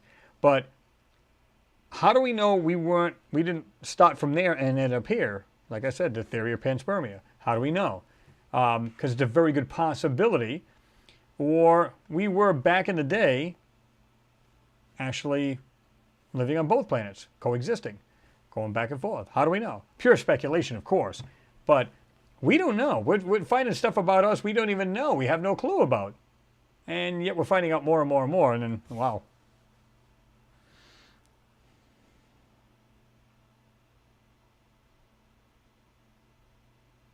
Look at this as, is it UK Pax? Remember that movie? That was pretty funny.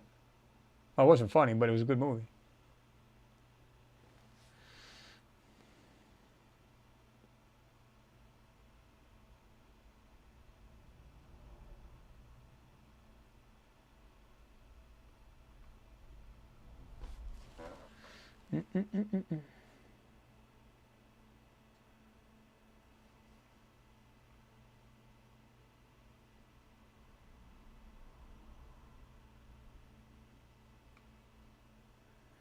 Robert Nielsen said basically we are all arseholes.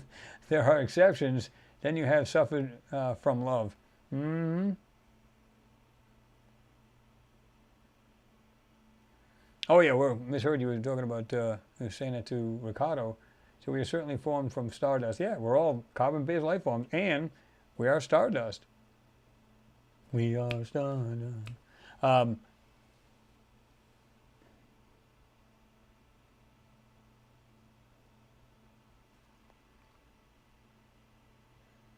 You guys talking about Funky Town? Won't you take me down, Funky Town? Toot, toot, toot, toot, toot. Remember that everybody's like roller skating, getting down? Oh yeah.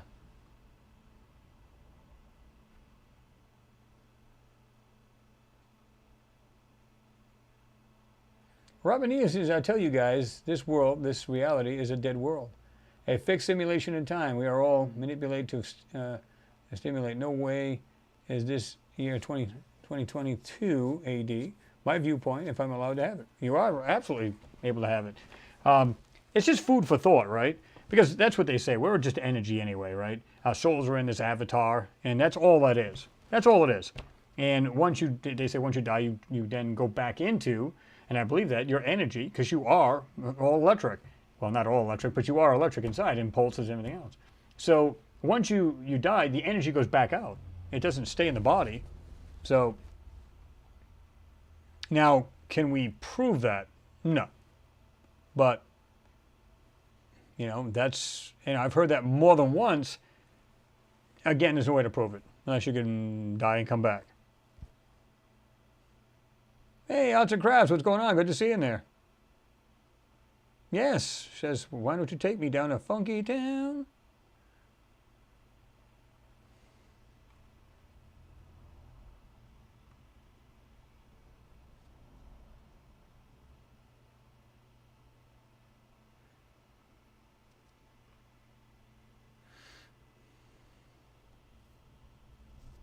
As heard, you said it will be amazing what science has to say or will achieve or invent 20 years from now. Oh, I can't even imagine. It's like growing by leaps and bounds as far as technologically advancements.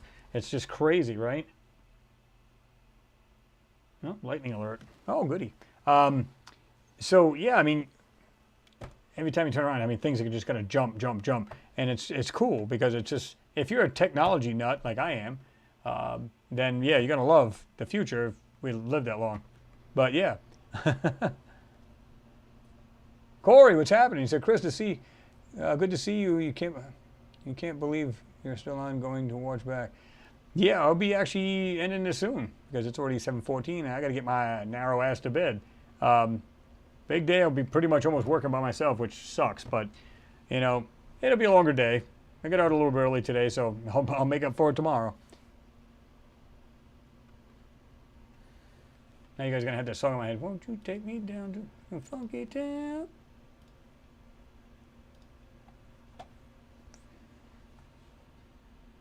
Oh, this is what I wanted to show you guys. This is cool. Now, this is taken from the lander back in 75, 76. The Viking lander. Look at all these in the sky here. Okay? Now, that's just one photo.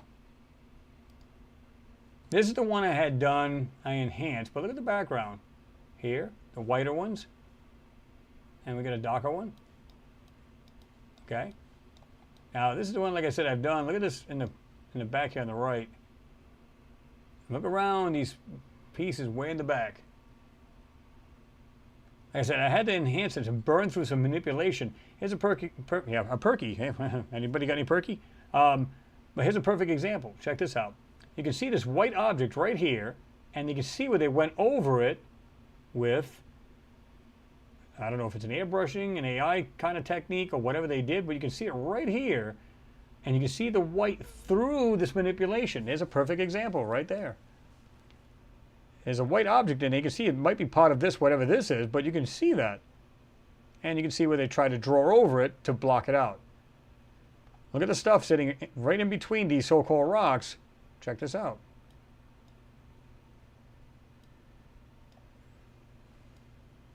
I thought this was really wild, this right here. This dead alone. And these are not very big, guys. Folks, check this out. There's the lander. How big is that? So what the hell is that on the ground? And like these objects in the background here. What is that? Really interesting.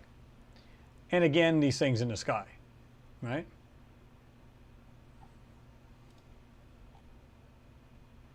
Again, another lander photo.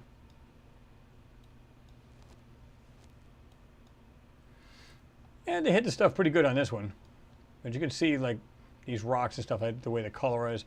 And it might be just something that was because of the, could be daylight, the way they took the photo. Who the heck knows? They could have purposely did the color, meaning adjusted the camera differently just so it would throw off your eyes, right? Something right here in the middle, kind of buried in the dirt. At that little shape right there. Hey, look, it's a car. It's buried in the ground.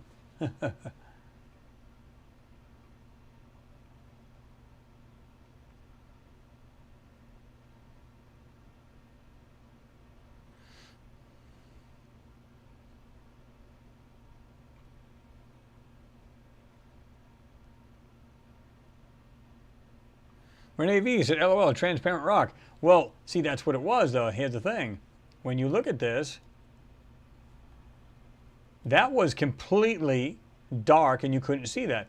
But you can still see that that actually had, the white could still be popped through that. It just goes to show you, yeah, exactly like a transparent rock.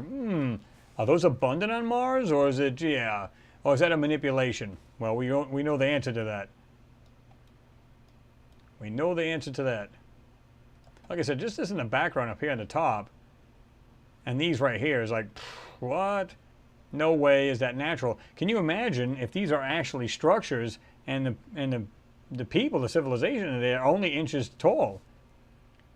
It looks like you can walk into this thing like a little structure. And again, here's the lander. Gives you an idea just how big that thing is. It's not very big at all. But it is off a little bit of a distance. But you and I could probably sit on that thing and you know, it's not very big. This thing, like I said, way in the back. You can see something white right here, and they just put like just a square texture right over it just to block it out.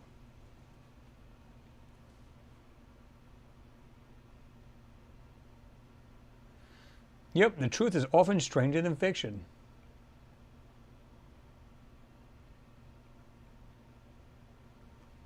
Pete, you said good shot with all of the interesting stuff manipulated. Oh, yeah. And that's what I'm saying. This is right from the 70s. Now, keep in mind, again, folks, this goes back to the moon. They were manipulating and censoring these things way back in the day. Now, were they doing it differently? Yes. Airbrushing, using marker, paint, whatever they had to do, they overlaid, and then they would do whatever they wanted to the photo. Yeah, it's basically what they're doing. It's just they're doing it over the actual real photo. But they're not destroying the actual photo because it's an overlay.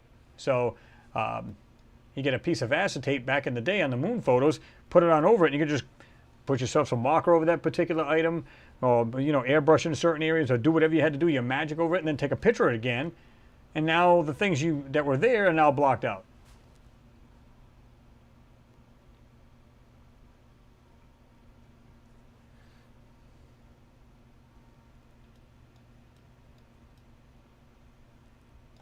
But we'll leave you with that picture, folks. We're going to jump on off this bad boy. But Mars has strong gravitational waves that dust storms cause them. Many times have been built by...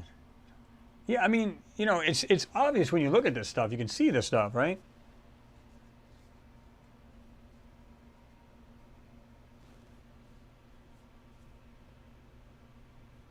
You talking about the position it's at right now, James? You said anyone see the cog-like object over in the far left, looking over the rover?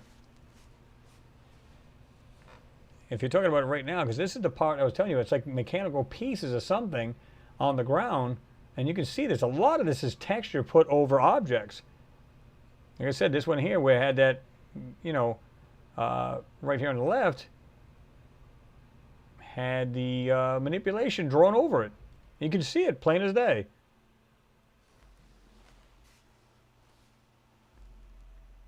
Yeah, you're talking about right here, that little white piece right there. Well, again, we have these other two, or three, because one looks like it's very faint right there. But check this out, white, a darker one.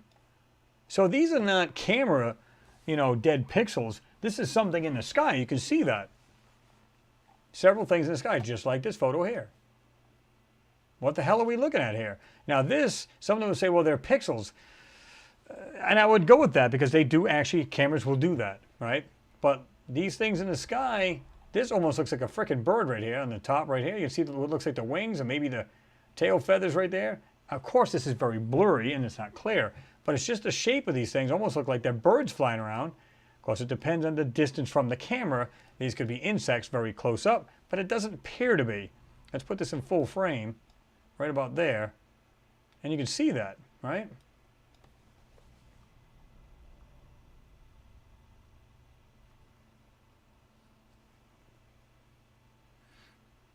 But as you can see, you guys are saying, well, you were saying the original color.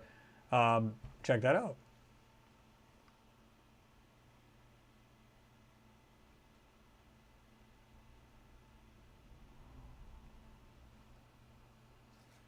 Robert Nielsen says symmetry is very rare in nature. Seen too many Mars photos with intelligent designs, but not of nature. Maybe why humans question our own origin. Would it be we being the survivors from Mars? I think so. I truthfully believe that. Now, some people say that Mars cooled before the Earth. Now, they're saying vice versa. It doesn't really matter to me. Because what if life did start there and then it somehow was transported, meaning through panspermia, I'm sorry, and it was brought here, and then we started here. We don't know. I'm trying to figure what this is in the lower right corner right here. You can see a piece of white right here, 90-degree angle. See that? Put it right in the middle. Well, try to. Right there. 90-degree angle, and then all of a sudden, this is all completely, you know, got a texture over it. Now, is it possible, again, this dust and everything else, you know, ended up on it, became encrusted with the, you know, this kind of dirt and everything? I don't think that's the case, because you can see right here, 90-degree. Look over here, faintly, there's another 90 right here. So whatever this is actually, to me, it would appear intelligently made. If you have two 90s right here in this one area, and I'm not talking about rocks, I'm talking about usually the white objects, I don't care if it's a black and white photo or color, that is the object in question. That's what you're looking for. Well, there you go. Got the other ones there. And of course, another one that's kind of crazy looking. You can see they kind of distorted this out. Look at the sky. How does this sky, what I find amusing is that how does this sky just like show nothing? It's like it just stops right there. How does that happen? It doesn't make any sense, because you would think you'd see a mountain in the background. I mean, you can see that literally the land is right here. This is not that far away from the lander to the edge of this ground. What happened to the rest of the background? Really doesn't make any sense. Now, is a possibility this might have been taken from where they have it in one of the museums? They could do that too, because I know they got one of these, the landers or replica of the lander in one of these museums, or several museums. So that's a possibility too.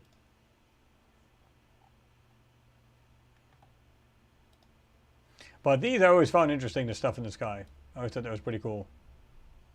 It's not only in that one, but it's in this one as well. That's not just pixels, I promise you. It doesn't make much sense.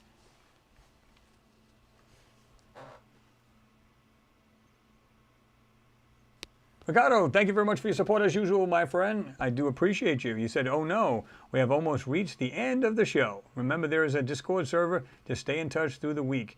See you in cyberspace. Visit and chat. Again, thank you very much. Appreciate you there, Ricardo, and as well as James as well. He is always a continued supporter of the channel as well. Chris and everyone, great hangout again tonight. Appreciate it, James. Appreciate all you guys with the support. You guys are awesome. But we're going to jump off this thing. It's about time. I didn't want to be on this long, but I enjoy talking, and it just gets me away from the regular hustle and bustle of every week BS. What's the word I want to look for? Well, besides BS. But it's the same old routine, right? Want to get away from that. Just say, put it aside. Get into this room full of you folks and just have a good conversation. All the people that just jumped on there that were new, I hope you subscribed and you hit that little notification bell. You just hit that little box, little drop-down box that says notify all or whatever it says. Make sure you take that box, and I thank you for being here. There's always like-minded people here, so it doesn't sound, some people may say, well, I don't want to say something because it sounds outlandish. Is it really? Unless, of course, you come up with like flat Earth, then yeah, we probably won't acknowledge you. But other than that, any other talk, if it's science and it's well thought out, you're not going to get ridiculed here. That just doesn't work that way here. But I thank everybody for being here. All the newcomers, I do appreciate you being here. I appreciate all the support. You guys are awesome. And like I said, the super chats and anything that you guys do, it's awesome. It's appreciated. Definitely appreciated, you know. So, but I'm going to rock and roll. I'm going to get off this bad boy. And, man, what time is it now? Almost 7:30 my time, anyways, Eastern time. So I'm going to jump off this bad boy. Everybody have a good 4th of July here in the States. I don't think they do any of that anywhere else. So everybody be safe. If you are setting these things off, just be careful. We want to see you come back with all your digits, if you know what I mean. So, you know, just be careful. You know, party responsibly. Tilt the couple back for me. And like I said, just be careful with the family and the kids and stuff like that. And everybody have yourself a great 4th of July. And everybody else have yourself a great weekend. And we'll talk soon. Like I said, I might have a second part of the video I just had done. Not sure yet. Depends on what I can pull out of this photo. So just stay tuned and I'll let you know what's going on. Anyway, folks, thanks for being here. We do appreciate all of you. Thank you very much. And I mean that. Much love to all of you, from my heart to yours. You and the family be safe. We'll talk to you soon.